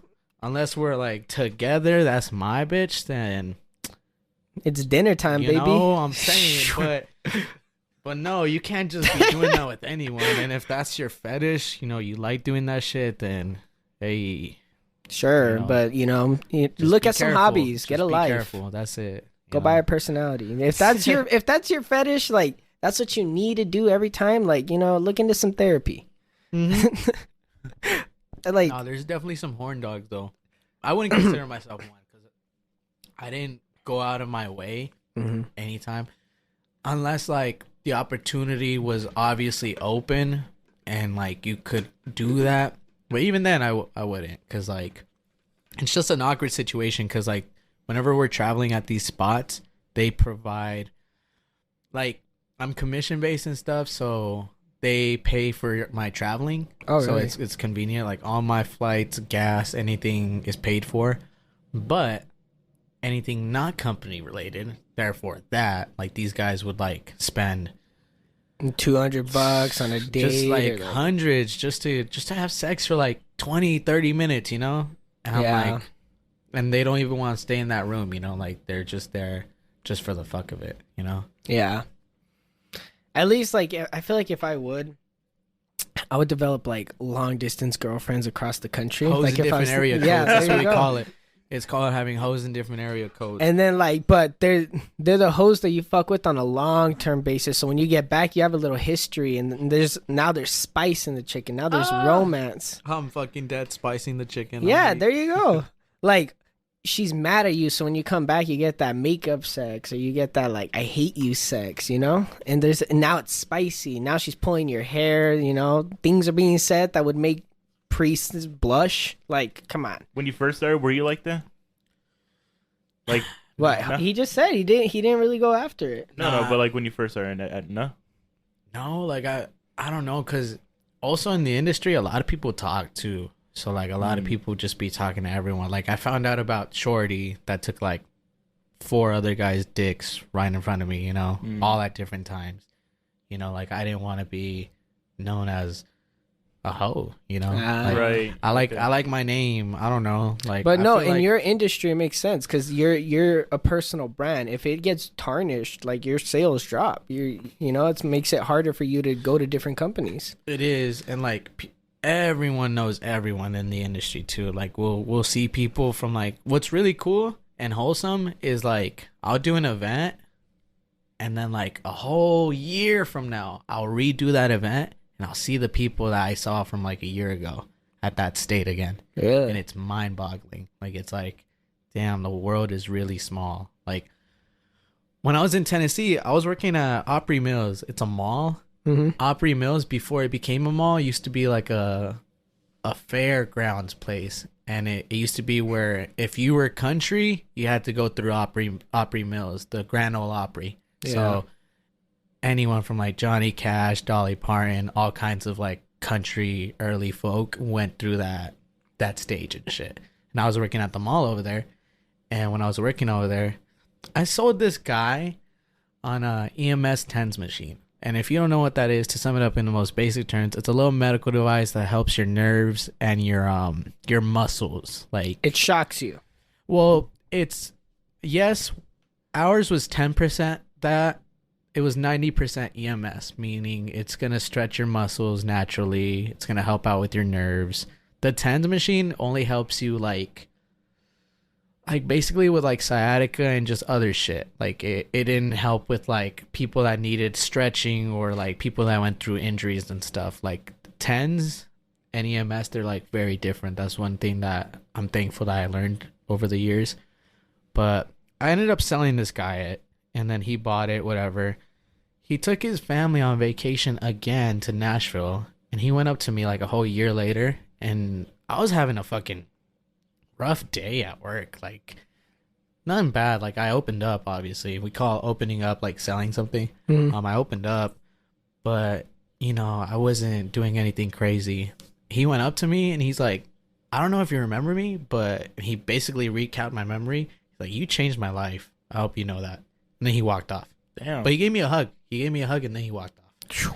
And I was like, damn, like Because the machine really worked, or just it because really did help. I guess it helped with because he couldn't walk like without being in pain, and that like, and he showed me that he had it on him, and it blew my mind, like the little impact we can do to some people. So like I'd be thinking in my head, because now I sell a glass and a metal cleaner, like I wonder what them people be saying about me, you know, like when they get home, they're like, oh yeah, we met this salesman guy, so funny, or like whatever he said, like whatever that person is saying about me. That does go in the back of my head now I think about it. The first year though, Eddie, if I'm being honest, didn't really try to just do that. Like I met some friends that did that, you know. I definitely had some fun, but like I wouldn't say where it was like something crazy, Right. you know. So I'm like, yo, I got a story for this. So are you gonna start expanding like your entrepreneurship and your goals to like different countries? Like, do you see yourself ever going to like the United Kingdom and fucking around there for a bit? 100%. I see myself going to Spain. Spain Is, we really want to do Spain. Spain and Japan. That's gonna be the one, because Japan. culturally. But I've been sober before. Like I've been like a month sober, so like I know I can like go without smoking. I just choose to smoke just because, like, especially with this industry, you be stressed out. That shit, in a sense, literally be calming you down. Like it's just common sense. But yeah, like I would have to be sober for that, because I'm not gonna pull a fucking Brittany Griner, you know, and just be stuck at a spot because my dumbass decided to like bring a wax pen with me. So yeah. Japan's definitely up there, like out of all of them. Spain. I want to see Australia. I went to Canada. Canada. Canada was dope. People over there are really nice. Wait, I can't believe I didn't think of this before now. You were telling me last time when we worked out how you were like meeting like famous people. What are some people you met while you were out? Like some names people would know. Names people know. Or just celebrities in general. I met I met the Paul brothers. Oh, for real? Really? Yeah, they were at the Arnold Classic. I met Arnold. Holy shit, you met Arnold? Yeah, it was cool. Fucked up my whole throat with Who that. else? Fucking Aquaman. I always forget his name. Jason Momoa? Jason Momoa. I met Jason Momoa. I actually have his number. His number? I'm not giving you guys his number. No, I'm I don't sorry. want his number. Yeah, I That's can't. But pretty why? fucking dope. Why do you have his number? Is Just my because question. he knows in the industry. What's cool about it? If you know people in the industry, like, okay, so Jason Momoa really likes the metal cleaner. Like, he fucks with it to a big time. Like, this dude uses it on his vehicles and shit. What's cool about the metal cleaner is it's like a self-owned business. Like, they're apparently, quote unquote, they're supposed to be on Shark Tank for it. Really? Yeah, the metal cleaner specifically. Did Because you the look it glass up? cleaner's been out since 84. The metal cleaner's been out since 09. I looked it up, but you can't really find shit, you know? It's just like Google search. So it's like, Yeah. but I asked people, and apparently we're supposed to be on a season. But like, I'm trying to think who they should send. I think they should send George. George is like, think they should send you. You're already honestly, doing media me press. and George, because I'm very like, that's me and him discussed this. He's like, I feel like you can be like the yin to my yang, because this dude will be doing all the business, all the talking, all the numbers, everything, saying like what it works on, and me like any questions they have, I feel like I can answer it clearly.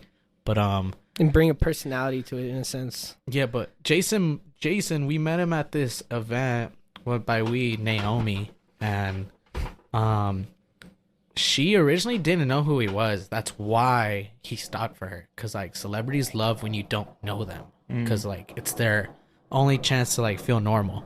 So she's pitching him, and like this dude was being such a dick. Like, she's like, let me clean one of your rings. Like, she's being so aggressive. Like, why the fuck are you standing here? Like, you're not gonna let me clean. This dude throws his watch at her, like his big ass fucking like watch. Told her to clean that. And she was like pissed, like, why the fuck did you just throw this at me? And then like while she was cleaning the watch, she saw in the inside it said JM. She's like, this is a big ass watch. Like, she names it. I forgot what the name of the watch was. She's like, who are you? Like, you really don't know who I am? Like, you know, he's extending the conversation, whatever. And he said, I'm Jason Momoa. And then we kind of just put two and two together. I'm like, you fucking are Aquaman. Holy shit. Like, you were staring at him like, why does he look familiar? it was just so, yeah, because like, I know this man. You know, like, I'm looking at this man. Like, I know this dude. So how the fuck Fucking did it Jason go from Momoa. you barely recognizing him to you having his number on your phone? Because he really liked the metal cleaner, and he bought like the biggest one. And he's like, where do I go to get in contact with you guys if like this goes bad, or like if I run out of it? And then she's like, the phone number and the thing's right there. Like, no, like, I want your number. And then he asked Naomi, like, you want my number? She's like, yeah. All right. So they exchanged numbers, and then after that, Naomi's like, hey, do you want his number? So I took a picture of it. I have this picture. It's not in my phone, but if I want saved. Jason's number, I can totally hit him up. I have no reason to hit this man up. I have no reason to expose this man for no reason at all, because that's fucked up. Why am I? I mean, I honestly lose don't give a business fuck with about it, his you know? number. Exactly. Yeah. I do and if not anyone care. gives a fuck, no. Okay. Like, you could call him right now and I'd be like, hi. And he's like, what do you want? You do No, movies? He's Like- gonna let your phone ring, because he said right there too, like, if you're like on my phone saved, I'll answer you. But if you're not in my phone, I'm not gonna answer you. So if I were to call him, he's not gonna answer me. I'll shoot him a text. It's gonna be ghosted forever. But like, this is like his phone number. I found it crazy. I also met I'm tripping I that you don't- met fucking Arnold, but Arnold is because I worked at the Arnold Classic. That's where the Paul brothers were. So the Arnold Classic, it used to be a world thing where before COVID, they get the strongest people from around the world, from everywhere. And they go over there, and then they give you the Arnold like medal and shit, basically being the number one in Arnold's eyes. Like, he's the one that gives it to you. It's fucking sick. Like, it's his show. And yeah, after COVID, it was just a US thing. Like, they're gonna get it back hopefully, but yeah, it was just a U.S. thing, and when I went that year, that's when I saw those slap contests. Oh, where yeah. where they stand still and they let you slap the fuck out of them, and if you could take that hit, you gotta slap them next. I saw that live, and that's when I saw the Paul brothers right there, and then I saw Arnold. And they were just watching it, and like, there's a clip too where one of them is getting knocked out, and you can see Arnold's reaction. Like, he's unfazed to it. He's just like, "Damn," like when he just got knocked out, but like with a straight face. Yeah. After the event, we always do a thing where we count, and they were just walking, bro. They were just walking, and I went up to Arnold and I shook his hand, and the thing that sucked is that it didn't suck. We were so in the moment that we didn't take a photo.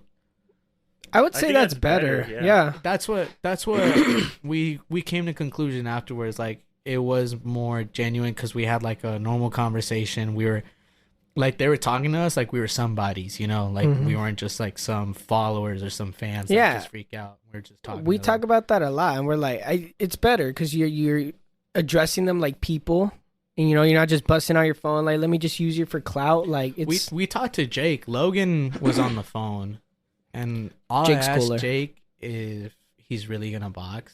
He said, "Of course. Why am I not going to? Like, you think it's just for clout?"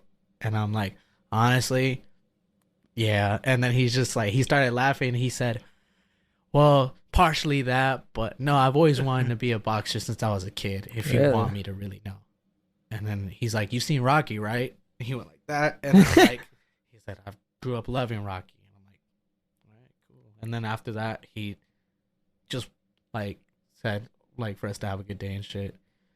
People in the industry are really cool. Like, they're not who they are in person. you just give them the time of day. Yeah, pretty much it. Who else did I fucking meet? At that event, I met a lot of strong people, like famous strong people. Ronnie Coleman, Honestly, I could have. Tom Platz. I don't know them by name. I don't know them by name. On God. I met Optimus Prime. For real? You met Pierre Colin? Yeah, I have a picture with him. He went up to the booth every single day because we were selling those tens units, the ones I was telling you guys about. Yeah. And dude, the strong people loved it. They were there every day, just like for like 10 minutes using the machine, but talking to us, So he was just so cool, bro. And what's cool is like, I didn't know who he was at all. You just saw some old man? Cute, but he's huge, he's huge as fuck. Is and he? Then, like, yeah, like we were just talking and shit, and then he was there like on the last day. He's like, "Do you know who I am?" And then like he asked for me to follow him on IG, and that's when like I saw all of his videos and shit. I'm like, holy shit. Did he follow you back? He shouted me out on his story. I don't think he followed me back. But like, he did shout me out on his story, and then he liked my comment when I wished him a happy birthday. So like, he knows I exist. You know, okay. like, That's it's all cool. love and shit. But yeah, it blew my mind. I was there like, that's really dope. I met, didn't meet. Well, I technically met them, but I didn't have a conversation with them. Met Key and Peele. Really? Cool. Yeah, they just fist bumped at us. They were in this little event that we did in Hollywood. All they did was pass by because there was people following them, and then I was like, I broke character because I was in a pitch, and like I saw Key and Peele. I'm like, "You're Key and Peele," and I was like, I included my customer. I was like, "Do you know who that is?" And then they're like, "Oh," and I don't know if it's Key or if it's Peele, but the one with the hair, he fist bumped The me. one with the hair. Oh my That's god. Peele. That's It is Peele. that's Peele, right? Peele, yeah. But homie with the hair. But how can you not know who Key and Peele is when they're Right. right next to each other, right Yeah. there? Other random one. What's his fucking name from the Pacers? I keep trying to think of his name. Pacers? The Oh, Reggie Miller? I met Reggie What? Miller, bro. Reggie Miller. He was in the same airport that we were in, bro. It was fucking sick. But he got off of a nicer. These people will still fly airlines too. Really? Yeah, well, yeah. You're not gonna spend your money like on some stupid shit, bro. Like, I think it's just based off of relevancy. Like, if you're the hottest person in the world right now, you need a private plane. But if you like, you're on the lower because you still end. gotta pay, bro. Like, Yeah. you still gotta pay for everything. Like a private plane, doing all that shit. It's like a lot of money. It's like Wait, I mean, okay. Is there any celebrities that you'd like want to meet, or like people like? Sylvester Stallone and Kevin Hart. Oh, dude, I want Off to the meet top. Kevin Hart. The reason why, we got the same birthdays. Really? We're all July 6 babies. What? I Yeah. got 2 celebrities on my birthday. I have Drake and PewDiePie. Oh, what a go! Fucking bro fist the mic. Yeah, I know, crazy. Jack Black. Jack Black would be dope. I would I love wanna to meet meet Jack Jack Black. Black. What about Gary V? Gary V? I feel like my boss George would love to meet him because he's from New York and they both like the Jets and Yeah. shit. So like Gary V.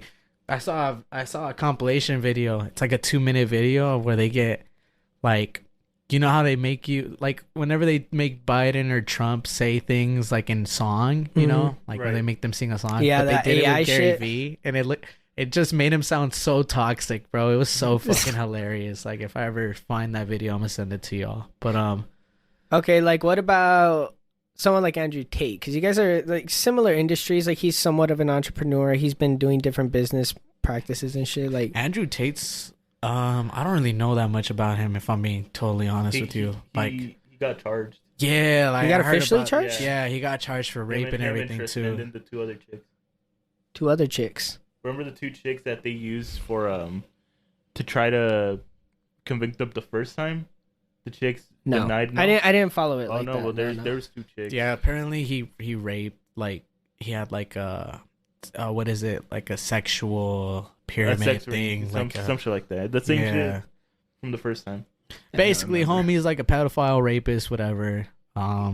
I've never really known much about him, so I can't really be like biased and shit and just call him what he may or may not be. But from what the evidence are showing and the way he, Well, if he's charged, I mean, he's convicted at that. yeah, point. I'm like if he's like, I've heard some clips where he's calling himself alpha or top dog or something, and like no, he's just like in now going back to the industry, he's just being a dog, you know, like. I since he started blowing up, I've been wanting to meet him and have a conversation with him because he's one of those people that like you really want to pick their brain, kind of like not even remotely close, but to me, kind of like somebody like Ted Bundy, right? Yeah. Dead Bundy, Dead Bundy. Dead Bundy, because like He is dead. he is a fucking serial killer, probably one of the most famous of all time, right? He did do all this crazy shit, but if I had an opportunity to like, if he was alive and I could bring him on the show, I would in a fucking heartbeat. He'd probably be. I wouldn't be on the show Yeah. on that episode. I know he wouldn't do it, but I would. I just want to I talk feel to in people. for you, bro. Or like the Jeffrey Dahmer. I feel Yeah, you. like I love talking to people. I love getting to know their stories. Like when I'm out, I'll see like a random guy sitting there on the bench. You know, looks crusty as fuck. Most people wouldn't approach him. I'm sitting there having a conversation with him. You know. I fucking love that shit. I love to hear people's stories and their experiences. Me too. You get to appreciate. You need to take a break? No, we're good. I was just checking because like notifications and shit. No, Yeah. you're good. That's been happening to me. I know. It's just like my family group chat, nothing crazy. But no, yeah, I love getting to know people's stories and stuff throughout. That's one cool thing you get to like do like with my job. Like off the top of my head, I know that if I hit some people up, they would let me stay in their homes. You know, it's Damn. cool. Like I got some people in New York, some people in Florida, Kansas City. Got some people in Tennessee, of course, without question. Cali, Washington, Portland too. Texas, of course. But Like, see, that's fucking cool because it's cool. I earned that though. You know, like if I was a dick or like if I, you know, you really gotta set an impact on these people's life, people you're working with or people you meet, because you never know what the doors they can open for you. Basically, Yeah, that's why you Yeah. should always be nice to everybody. never burn a bridge. If anything, help create the bridge. There you go, yeah. Like, it's like- crazy how well connected some people can be, bro. Like, and then that's why I love doing shit like the show. Like, and we're able to talk to a new person every week. So one, it kind of satisfies that urge for me of being able to like talk to new people, have new conversations, get new ideas. But then two, I get to put it on a platform where everybody else gets to listen in too and hear those same stories. Cause like the bigger podcasts, the ones that are all blown up or whatever, they're just going to celebrity, right? I think the reason why someone like Joe Rogan stands out is because he'll have on like politicians too and low level creators on the same platform that he has Elon Musk on. And I love doing that. Like, we'll grab people. Intriguing. We grab people from all over the fucking our grade, like whether they were considered weird or popular or like, you know, this way or that way. Like, we just love talking to people, you know. And you gotta have a why in life. That's one question I love to ask all these celebrities, like off the top. Like, if I get to ask them one question, it's their why. And defining why, we all got a why in life. That's what drives you. Like, this podcast is your guys' why. This is what drives you guys. This is what helps you guys wake up. This is what gives you guys energy, makes you guys feel good about yourself. That's your guys' why. Some people got children for that. That's their why. Some people got a job. That's their why. Me, my why I was about to is ask. just like being able, because me, I come from like just not poor, but we're not also Middle high class? end. Okay. We're like in the, if anything, middle class. You know, like Lower middle class? We grew up, definitely had to earn our shit. Definitely had to, whatever we got to deal with, you know. But my why is honestly my family. Like, they're my biggest support system at the end of the day. And what's cool about it is you get to add shit into your why. Like, last year I met I didn't meet him, but my friend, he was single, he wasn't doing anything, and now his why is like this girl that he's now gonna marry, you know. Wow. So it's something crazy, you know. Yeah, and then, you know, he could discover a passion like 10 years down the road, and then that becomes his why. He wants to do that before he dies. Yeah, it's a drive you have in life, and that's one thing I really wish they taught us in school, just having that mental toughness and just being more, because at the end of the day, it really is, if whatever you set your mind to it, you could do it. Because like when I was young, I used to daydream about like being able to work and travel and do all this, and it kind of just happened, you know. And like, it's Sometimes you a just little gotta bit of luck follow and that a little passion. bit of faith. Yeah, especially that. Take that leap of faith. Huge leap of faith, bro. It's and it pays off, let me tell you. Like, I would definitely do this over a 9 to 5 any day of the week. If you weren't successful in this, what would you be doing right now? Right now, Yeah. Ooh, that's honestly, a good question. if I was not successful doing this, I always ask myself that question too. I'm like, I wonder where I would be like right now. Probably back in the car industry, because like me, I know how to work on a vehicle completely, but if you ask me to explain it to you, I don't got the patience for that. So I know, like, for a fact that if I'm behind a vehicle, I can do the ins and outs of it with confidence. So like, if I ever wanted to go back into that industry, or real talk, I'm gonna do this regardless, but cutting hair. Cutting Okay. hair, really? Yeah, I Okay. swear. Because, like, I met this guy named Austin, and he cut hair on the road. And he was just, well, when we're entrepreneurs, you got to find a way to make money. Like me, I'm a get my money any way I can. And, like, I know some people that started off from nothing, and now they got Airbnbs in different states. They got vending machines in multiple states, and they collect. Yeah. It's just like, it's dope, bro. It's dope. But me, definitely in the car industry. I would definitely go back to being a mechanic somewhere, or anything vehicle related, because I still got that little passion for doing it. But it's not my first pick. This is definitely like something that was made for me, because like, I'm very easy to talk to. Like, I don't really get in my head anymore like I used to. Like, year one, I used to be in my head deep, but then like, I've came to the conclusion that I'm just so strong with my thoughts that I just get worried. That's why people get anxiety too. Like, people like go above and beyond and they overthink, but in reality, it's just you're really controlled. Kind of like what Logic said in that one song. Logic said it in a fucking song before, but I don't remember the song, but I think I know the line you're talking about. yeah, you're just so in control of your mind that everything is just attacking you all at once, and that's not your fault, you know. And you know what? I'm gonna give you your flowers right now. You are easy to talk to because, like I was telling you before we started, there are some times where like we're having a guest on and I'm like, fuck, like how am I gonna be able to talk to this person for the next like 2 hours, right? But with you, I didn't plan anything. I didn't worry about it and think about it because I was like, I knew that Raul was gonna come in here. He's gonna bring that same energy. Like he's gonna match my vibe. I don't have to worry about it. And it's nice, you know. No hate to like introverted people or anything like that, or people that just don't converse well. Not trying to say there's anything wrong with you guys, but just you make it easy for me, especially as an extrovert. Like I can match you on that same energy too. My fucking my senior quote was, "You got to be odd to be number one." Odd. Oof.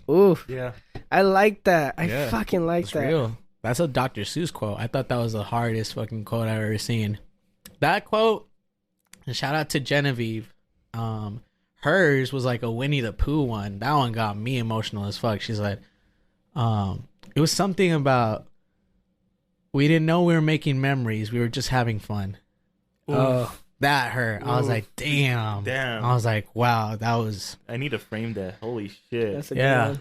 I was like, that was a hard quote. And that's a Winnie the Pooh quote, bro. I'm like, what the fuck? Pooh said that? It's crazy That's too because hard. there's more meaning into it. Like you were just enjoying that person, you didn't really think about it, but then now you're like, fuck, I might never see this person again. Mhm. Like I used to talk to him on the daily, and now that's happened to me with some people, and it sucks. It's just life. Like me, it's all love. Like, rest in peace, Seth. Oh yeah. When Seth passed away, that really united all of us. Now we have like a little group chat dedicated to him, like the football players and stuff. But that shit blew my fucking mind, yo. Like I was in a state and I just booked my flight, bro. Like cause I gotta pay for my own shit, but I just booked my flight to another spot, and I got the call from Anthony Wells. He's like, "Hey, are you busy right now, bro?" Like, he texted me before he called me, and I told him no. As soon as I told him no, he called me. So I went to like the restroom in my hotel room. I'm like, "What's up, bro?" And then he told me the whole news with Seth, and that shit was fucked. Because like I never got that impression from Seth, like Yeah, neither did I. like ever, like that. Did you come back right after that, or No, that's what sucked. I just got my flight, and like, depending on the airline, you can get your money back or you don't get your money back. And like, this was one of the ones where I wouldn't have my money, and like, I was so sad, yo, about the whole situation. I went to bed, and like, I woke up. I went to go work out, and then I was just. I cried on the way up to the gym because I was playing songs that Seth used to play in my car whenever we'd go to practice or go out to eat. And then when I got there, I was working out and shit, and then I don't know, as corny as it sounds, I felt Seth there with me, bro. Like I was working out and I was giving up on a fucking rep and like on some I'm hurting shit. And then I heard Seth like in the back of my ear. He said, "If you drop that weight, you're a fucking bitch," like with his voice, you know. So come on, I'm with you. And then like he would always like spot me and shit. And as corny as it sounds, like I only hit 2 more, but I felt that dude with me there. So like now I do all like my workouts, I do them like 7. I do them 7 to 10 4 reps? different sets, 7 times. Okay. So 7, 14, 21, 28. That was his number. So I'll do curls and then I'll do something else, but I'll do it 7 times. And then once it gets to 28, I take a little break. And then that's one thing that really threw me off. Like, I wish we could be more open with each other, because Thank you. like me, there's like, I travel for work, y'all, but I like, depression's real. Sometimes I be depressed on the road and you can't really do anything about it. You'll be alone. So like, reach out to people. Like, rest in peace my dog Seth, for real. Yeah, I wish we could just be more open in all regards, but especially just with like mental health things too, you know. Like I used to annoy people with it because I I had like really bad anxiety from some childhood abuse, and I would just get random panic attacks. And I learned some of my triggers, like some of the times it happened, but like I would just tell people about it because I'm like, look, it's gonna happen, so I'm gonna have to tell you about it. But they used to get annoyed too, and I used to get annoyed because now we're living, sadly in a time where people will use that to get attention. They'll be like, oh, I have this, I have that, and I can't 100% say that they don't, but they're not acting like they do. They're to me, it's like almost like an act. And I've had some people, come up and be like, I know I didn't. Yeah. And it's like, it makes it hard for the people that really do have it to like speak out about it. When you go through, what's your escape? How do you deal with it? When you get into that mindset, man, not to carry it on the next day, because like I remember one time at that Tennessee mall I was working at. So working at a mall, it's still a mall, Like some people's mindset is, I'm gonna go to this mall, I'm gonna go to Nike, stop at the food court, I'm gonna leave. No one expects to get stopped by that salesman, aka me. You know, my different approach at the mall compared to at these shows. When you go to a show, they know that they're gonna get stopped by people. They're willing to stop. When you're at the mall, even me, if I'm wearing some dirty ass shoes and you're trying to clean my shoes, oh my God, like, yes, I'll get annoyed. But it's the way you approach me. Right. It's the way you stop me. That's the most important thing. Like in sales, the hardest thing to do is to stop someone. That is the absolute hardest thing. To sell them, it's 50-50. It's really if they fuck with it, if they're going to fuck with it, they're most likely going to buy it. It's like a little domino effect. You stop them, you see if they want it, and then you see their price range. Because some people, they don't give a fuck about the price range. They just want a good deal. Or they give a fuck about the price, so fix the price, So, yeah, whenever I was working at the mall, the hardest thing to do was just, like, stop those people. Like, have them, like me, I was very creative. I didn't want to be like a regular salesman, like boss. That's not me. Like me, I'll be like, come here. Like very normal, like very just nonchalant. You, come here. Look at this. No, you need, come here. Just come over here. What the fuck is this? And if it doesn't work, sometimes I'll be like, here you go. What are you giving me?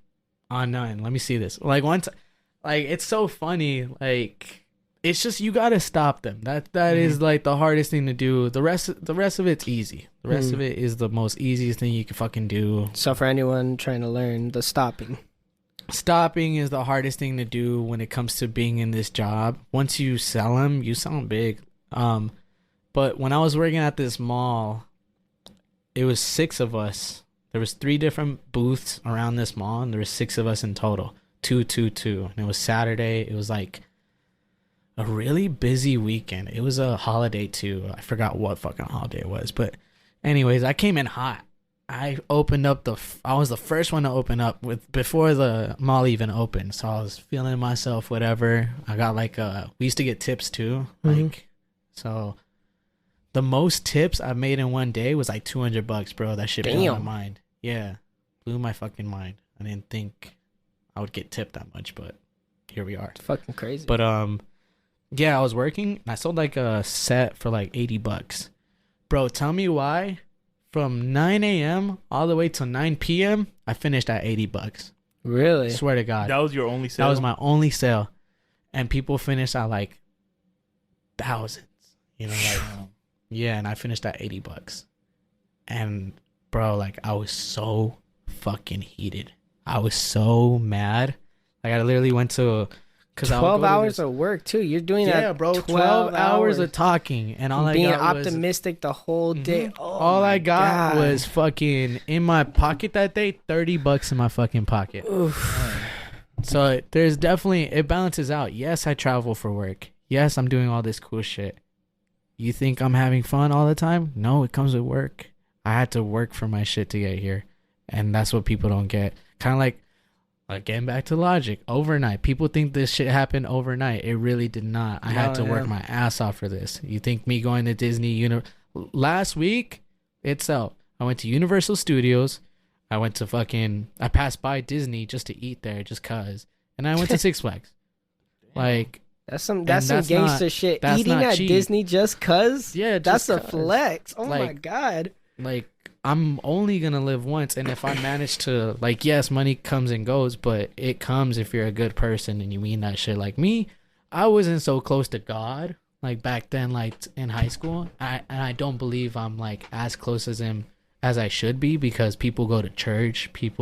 That's one thing I don't do. Like, I don't go to church all the time because I'm always traveling and shit. Yeah. But every morning, or at least every night, if I forget the morning, like if I'm like in a rush or something, or no, even in that morning, throughout the day, I'll thank God. There's just like, bro, like, as corny as it sounds, if you just like put your little pride to the side for a little bit and you just fucking, there is Nah, you whatever have you to be believe in, appreciative. whatever you believe in, whether it's God, whether it's the devil, whether it's Allah, whether it's just like science, whatever it is, you appreciate it, and the world's gonna like bless you 10 times more. I've noticed it. man. There you go. So that day when I did $80, $30 in my fucking pocket practically, shit, bro, was I gonna let it make me or break me? Like, was I gonna go in the next day on a Sunday when it's still the weekend and like let it affect me?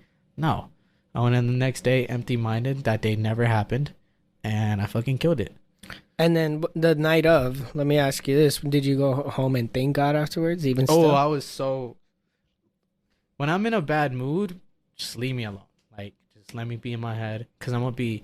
It's like when people are hangry, you know. Yeah, they're right. just hungry. That's it. They're not mad at you. They're just hungry. They're snapping at you. Like me, I was not in a good mood. Leave me alone. I got home. I showered. In the shower, I kind of just like let everything go right there. I didn't cry or anything like that, but like I kind of just like was in my head. I was thinking of like what went wrong, and I came to conclusion.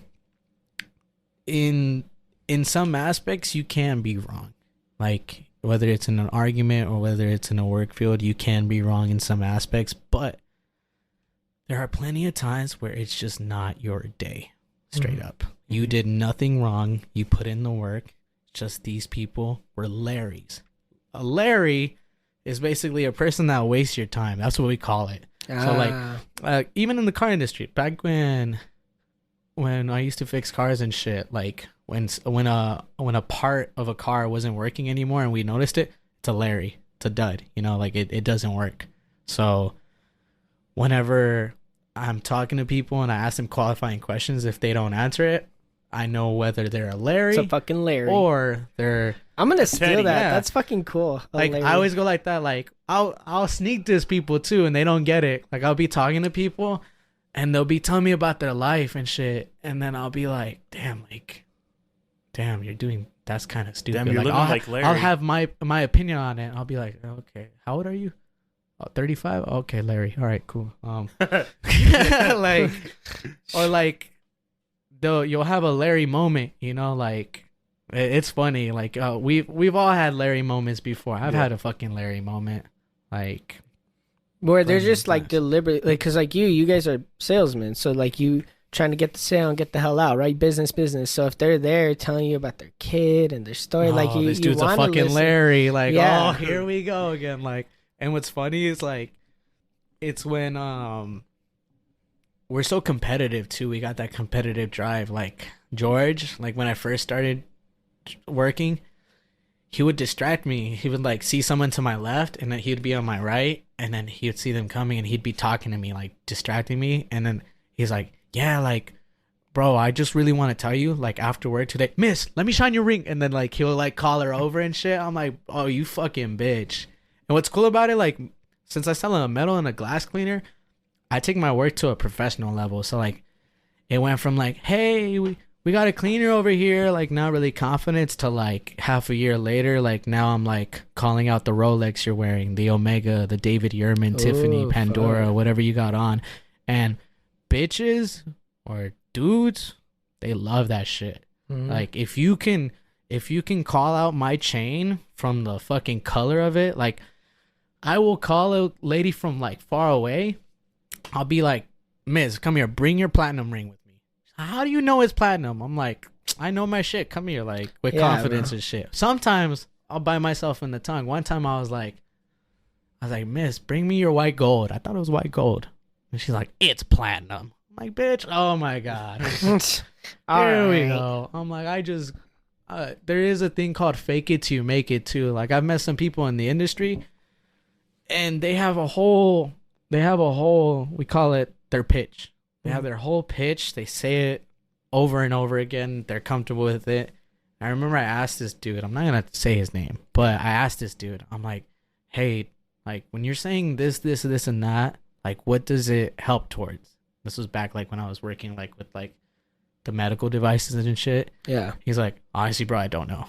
I was like, what the fuck? I'm like, this is, like, beneficial towards, like, people's health and shit. I was just asking questions. He's like, yeah, bro, like, I don't know. Like, so-and-so over there might know it, but I don't. But this dude's whooping everyone's asses, you know? Like, Yeah, because he just found what works and he uses it. yeah, then, like, what was funny is, like, months later, he's asked that question by a person, and he just bullshits the answer. Like, he just fakes a complete answer, like, answers a lady, and she's like, oh, okay. And I'm just looking at him like, what the fuck? You know, like, some people in this industry, too, they be capping, bro. They be capping. Me, I don't, because, like, I've been in a situation where if you lie or if you cap, people will come back and get a refund. I've only had 2 refunds in my life. Wow, that's impressive. Yeah, 2 refunds. One, because she couldn't get on it on the plane. Like, she just came to realization that there's no way she can fit it on her suitcase because she bought a lot of shit on vacation, and like she just couldn't do it straight up. So she returned it. The other one, the lady just didn't understand it. Like, she didn't understand how the product worked, and she didn't fuck with it, and I wasn't gonna go back and forth with a debate, so I just gave her back her money. So that's, like, the only time, like, I can honestly say it was a return. But other than that, solid. Never had an issue. One time I almost fought a dude at work because I was so mad, bro. Wait, really? Yeah. Coworker or, like... No, just a complete stranger. This was actually the event after that Spurs. So my 3rd event ever, okay? I was going to get in a fight with someone because I went to the bathroom, and you know that awkward encounter when you're walking towards a door and, like, you and a person go to the same door? That was the bathroom door. So this old guy right there, he's holding this camera and shit. I let him go in front of me. He goes in, and I got a shit straight up. And then he goes to the one stall that's open. There's like 3 stalls, but because he has this big ass camera, he wanted to piss and put the camera down, not on like some kind of pissy area, you know? He wanted to hang it on that little hook right there, like by the door. So when he saw me heading towards that door too, he's like, oh, I'm just gonna pee really quick. I hope that's okay. I'm like, yeah, that's fine. Before, like, he pissed, I saw the toilet, bro. I saw how it was. Like, the lid was up. And whatever, he closes it, uses his business, whatever. Like, a minute goes by, he gets out, doesn't flush the toilet, leaves it down, and he pissed on the seat. And that, I've never been so mad, and so, like, the I call it the ghetto. The ghetto came out in me, bro. Like, there's this girl named Brooklyn, shout out Brooklyn, but she brings the ghetto out in me. Every time I'm with her, I just feel like fighting someone, being ratchet, you know, whatever it is. And, like, he brought out the ghetto in me that day, and I went up to him, and, like, there's people in the bathroom, and I embarrassed him. I'm like, you're really gonna piss on that fucking seat after I let you go in front of me? And then people are looking at him, and then they start laughing. He said, what are you talking about? I'm like, you know exactly what the fuck I'm talking about. Like, the seat was up, you put the seat down, and you pissed all over the seat. Like, go clean up your fucking mess. And then he said, excuse me? And, like, I was hot because he made me repeat myself. And I, like, got in front of his face. I've never gone in front of a grown man's face before. And I said, go clean up your fucking mess, or I'm going to beat your ass in this bathroom. And this guy is like, you could be my grandpa, dude. I would have fucked him up, like, on God. Just the disrespect and at then that point. he said, I'm not going to clean it up because you're threatening me, but because I'm a good person. And then I said, like, right there, I'm like, if you were a good person, you would have left the seat up and pissed like a regular human being. Mm-hmm. Why'd you put the seat down and why'd you piss on the seat, bro? Like, that's what I don't get. Like, he intentionally did that. That's what bothered me, bro. Like, I would understand if, like, He probably needed a target. I don't know. Yeah, like, I don't know if, like, I don't know. Like, that's what, and he didn't flush the toilet, too. Like, he didn't flush the toilet. Would you be nothing. less pissed if he at least flushed the toilet? No. No. I would have been all right if he would have pissed and not flushed the toilet. Like, if he would have left the seat up, pissed, and not flushed the toilet, I would have been like, whatever, I'm going to flush this, put the seat down, go on with my day. Right. This man went out of his way to put the seat down, piss on this entire seat, and not flush the toilet. That's 3 strikes. In layman terms, you're out, bitch. Like, I was hot right there. And literally, you'll be out. Give me a couple seconds. No, yeah. And, like, he cleaned it, and then he flushed the job.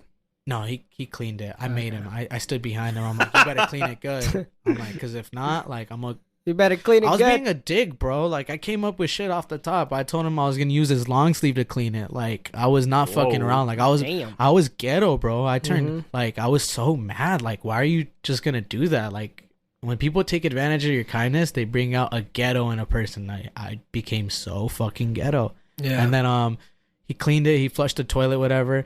And what was funny, I made a little joke because when he flushed the toilet, the seat was still down, you know. And when it flushed, like, you know how, like, toilets just naturally make water splashes? Yeah. So a little water splash hit the toilet. I said, don't worry, I won't make you clean that. And then he gave me a look, and then he started walking out the stall, and he marched out, and, like, yeah, he left and whatever. And then I shit, whatever, and then I go back to, like, the booth, and I was in a booth filled with women, and I told them what the fuck happened. Like, I was hot, and they're like, no, you did not do that, Raul. That's not you. No, you didn't. Like, they did not believe me. They're like, nope.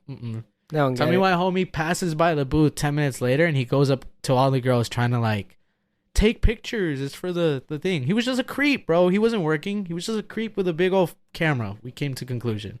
Fucking weirdo. So, yeah, nearly. Well, I mean, you'll meet weirdos out there.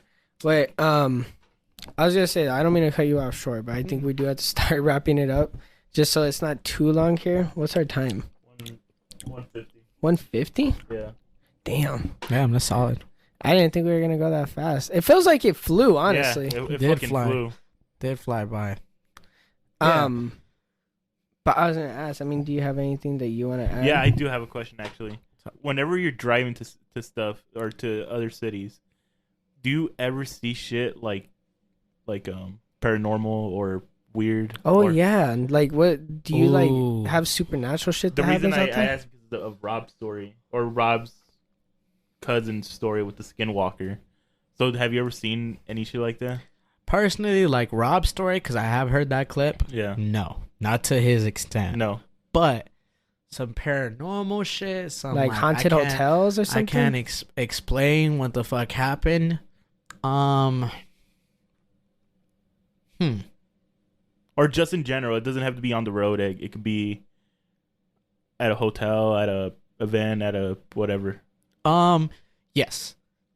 This guy named Derek that I met on Xbox, and I ended up meeting him on the road. He's been living in this house in Ohio his entire life. When they went to the basement in there, he found an Ouija board, bro. Whoa. Yeah. So just out of nowhere. Mm-hmm. So why is that always fucking happening? He ended up, I know, weird, right? He ended up, and like, shout out to all my whites, I love y'all, but he's white, okay? So this was some white boy shit, okay?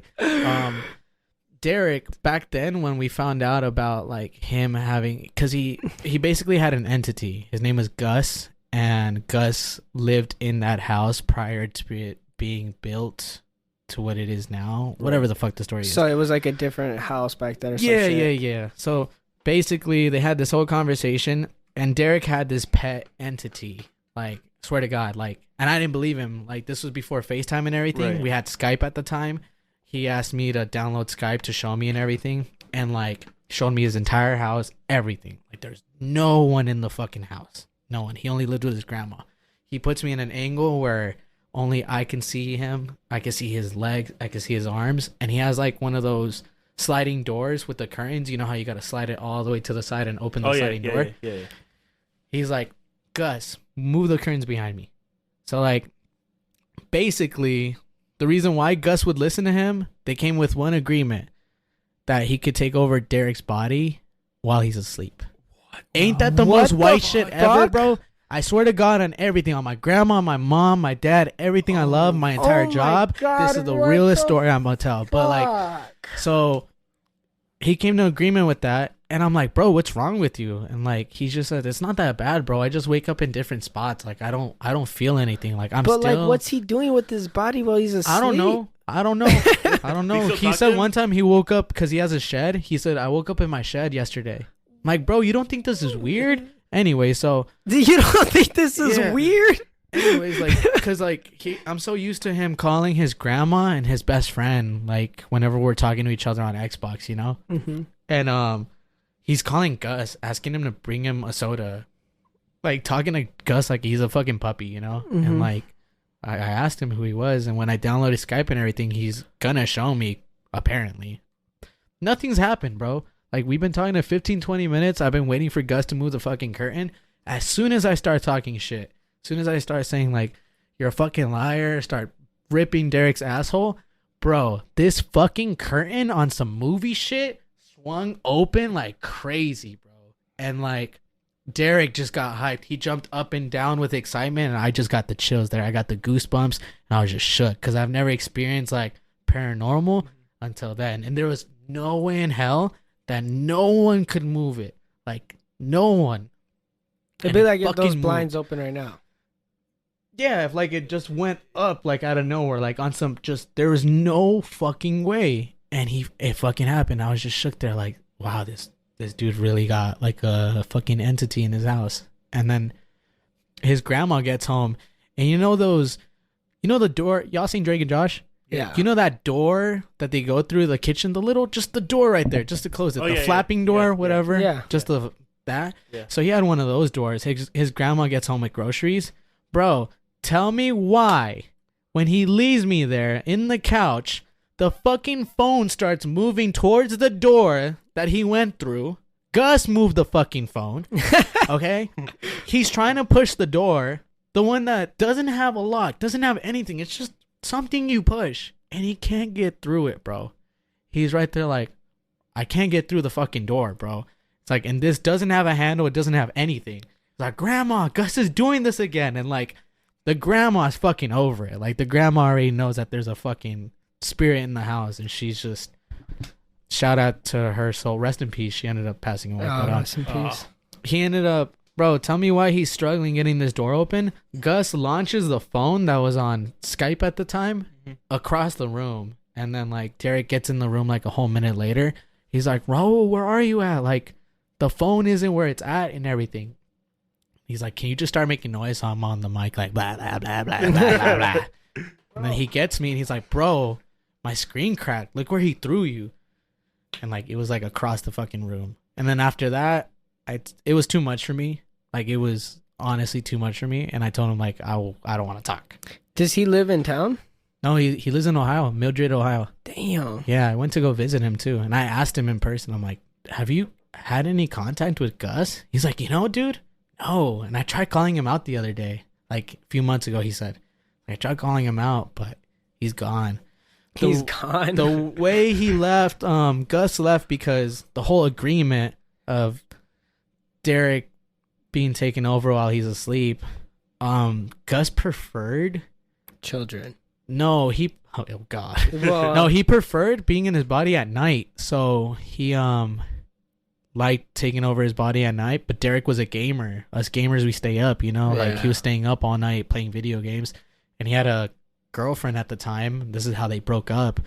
Tell me why Gus started possessing her. What instead. The fuck? Yeah.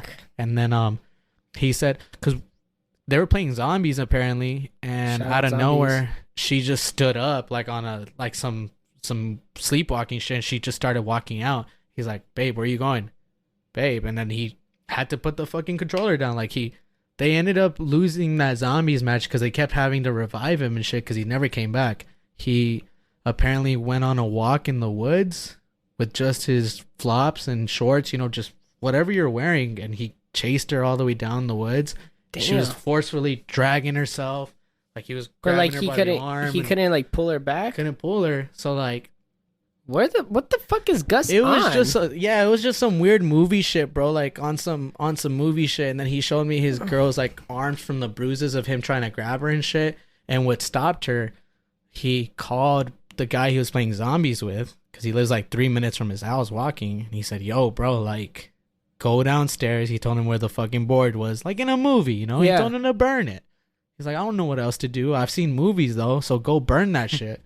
He burnt it, and that got rid of him. she collapsed right there apparently, and then he dropped his pen. He had Brody go help her pick him up and shit, and then they took her to the hospital. And yeah, That's ever fucking since then, wild. No more Gus. Imagine that being your breakup story. Like you go on a first date, they're all like, "How'd you and your ex break up?" And he's like, I got fucking possessed. like, it was Yeah. crazy. Like they wouldn't believe you. They'd never see you again. You'd have to start lying and be like, "She was crazy." and it's definitely like no, he's capping. He's like this. There ain't no way it happened. Honestly, I have Derek's all of his information. Like I have no reason to make this story up. Like it's so extra, but it fucking happened. Yeah. And that's the only paranormal I've only witnessed with my eyes. Yo, it's nothing like Rob's story. Like it's shit. It's worse than Motherfucker, Rob's what? story. It's probably the worst one we've had on. Like, what the fuck are you on? Like, Well- that's some crazy. Like, Well, Rob saw it like in form, I didn't see kind no of. form. He saw the silhouette. I saw fucking Coyote stand up. Fucking Kevin saw some UFOs. But you fucking whatever this was, this could be its own fucking movie. That looks like that. It really sounds, could be its own Yeah, movie, it because could. we went through it, and the way that he was explaining it, like he went through a whole movie of it, and I told him, I'm like, bro, That sounds like some shit highly I would suggest- write. Like, I told him, I'm like, bro, write it. I'm like, because you went through it, no one's gonna believe you. Write it. Yeah. fucking write it. I'm like, Eddie will turn it into a movie. I won't turn it into a He'll movie. do it in- I'm too scared. I'll turn it into a movie. and like, I don't know. And he's like, I asked him a question. I'm like, do you know what Gus looks like? He's like, of course. And it's course. weird, bro. Don't Like, don't he don't, can- don't don't Wait, no, forget. wait. Yeah. I want to hear it. Close your ears. I don't remember it, if I'm being real with you, but he knows. He'll How the tell you fuck exactly. does he know? I don't know, dude. Because like he just sent the images to his mind, and he's like, "This is what I look like," and it's like, I don't know, man. Like, do you believe in those like gnomes that live in Mexico, The duendes? the duendes? I don't see why not. Right? I mean, you have they're to brought actually, up. You have to actually believe everything until it's proven. Why is something brought up and why is Exactly. it not real? Yeah. Like the other day in Nevada, fucking aliens were discovered in this guy's backyard. Oh, Have yeah, y'all I heard saw that the dispatch video. call? Huh? That shit's crazy. You haven't Yeah. seen What? the No, video? what Yeah, the fuck? When you So- get the chance after this podcast, look it up. The Vegas, this guy calls. He's like, there's these like creatures. They're like 10 feet, 6, 10 7 feet. feet. They're huge. Like they're just huge, and they're not human. And they're I in my knew backyard. I knew I wasn't going back to Vegas. I knew it, And I'm going Friday, bro. bro. Wait, but hold yeah, on. I want to aliens. see this. I'm gonna look. But yeah, he calls the police. He's like, there's these 10-foot creatures looking at us from outside in our backyard. The cops show up, and the cops are even scared to look for the creatures. Fuck By the time they that. got there, I guess the creatures were gone. And this other family, they saw it in their backyard, and I guess they got a video of it. But I've seen that video, and I cannot see shit. I think I found it. Oh. You want to pause real quick? Yeah. Well, do you just want to end it? Well, if we're ending it here, shout out to the Moon Men. Shout out to me for being on this. Oh, episode. yeah, definitely. Yeah, Shout out to Seth. Rest in peace, your soul. Yep. Never Rest be in peace. forgotten, brother. Thank you for I'll never forget that laugh and that smile, especially. I think that smile is gonna stick on forever, brother. So you're never forgotten. I just want this to be known. And Rest in peace to the grandma. rest in peace to grandma, Derek's grandma. Let's hope Gus doesn't come back. you Well, know? now that we've summoned him, it's probably gonna be in Eddie's house. So I know, right? if you start waking up in weird places, call me immediately. Immediately, it's definitely Gus. He'll get in contact with Derek. It'll be the sequel, okay? It'll be a cool conversation if you guys ever want. We can do like a part 2. I was in the literally future, about to and then ask. Yeah, I'll call Derek, and then like we can get the whole situation down, like the whole story, because I really wanted him to do that. That's one thing. Like when I met him, I asked him that right off the bat, like if he's had any contact with him, and he said no. He's like, I want to though, just because I want to see like what else there is to do. No, yeah. It's kind of weird. But anyways. No, I would definitely love to have you on a part 2, and I want to thank you for taking your day to come and be on here, bro. Love this. It was literally a vibe. I honestly love this. Shout out to everyone listening too. And I wish we could go longer, because normally with our guests, we've been kind of going for like 3 hours lately as a trend, but we do got to do some extra recording today, so I don't want to take too much of your time. You're straight. I gotta be heading out too either way. All right. Yeah, next time, bro. Probably in a couple months, when you stop by for the holidays or something, we could definitely try to set one up again. Shout out to the Moon Men. He's a little faded right now. I'm dead. No, not a little faded. He was like, no, we're good. We're good. It's fucking Eddie Spaghetti's wind over here. It's giving me the chills. Nah, you're good. Go ahead. Sorry, we're back. I forgot to say bye to all you guys, so I want to say I love each and every one of you, and we will be back next week, so we'll see you there.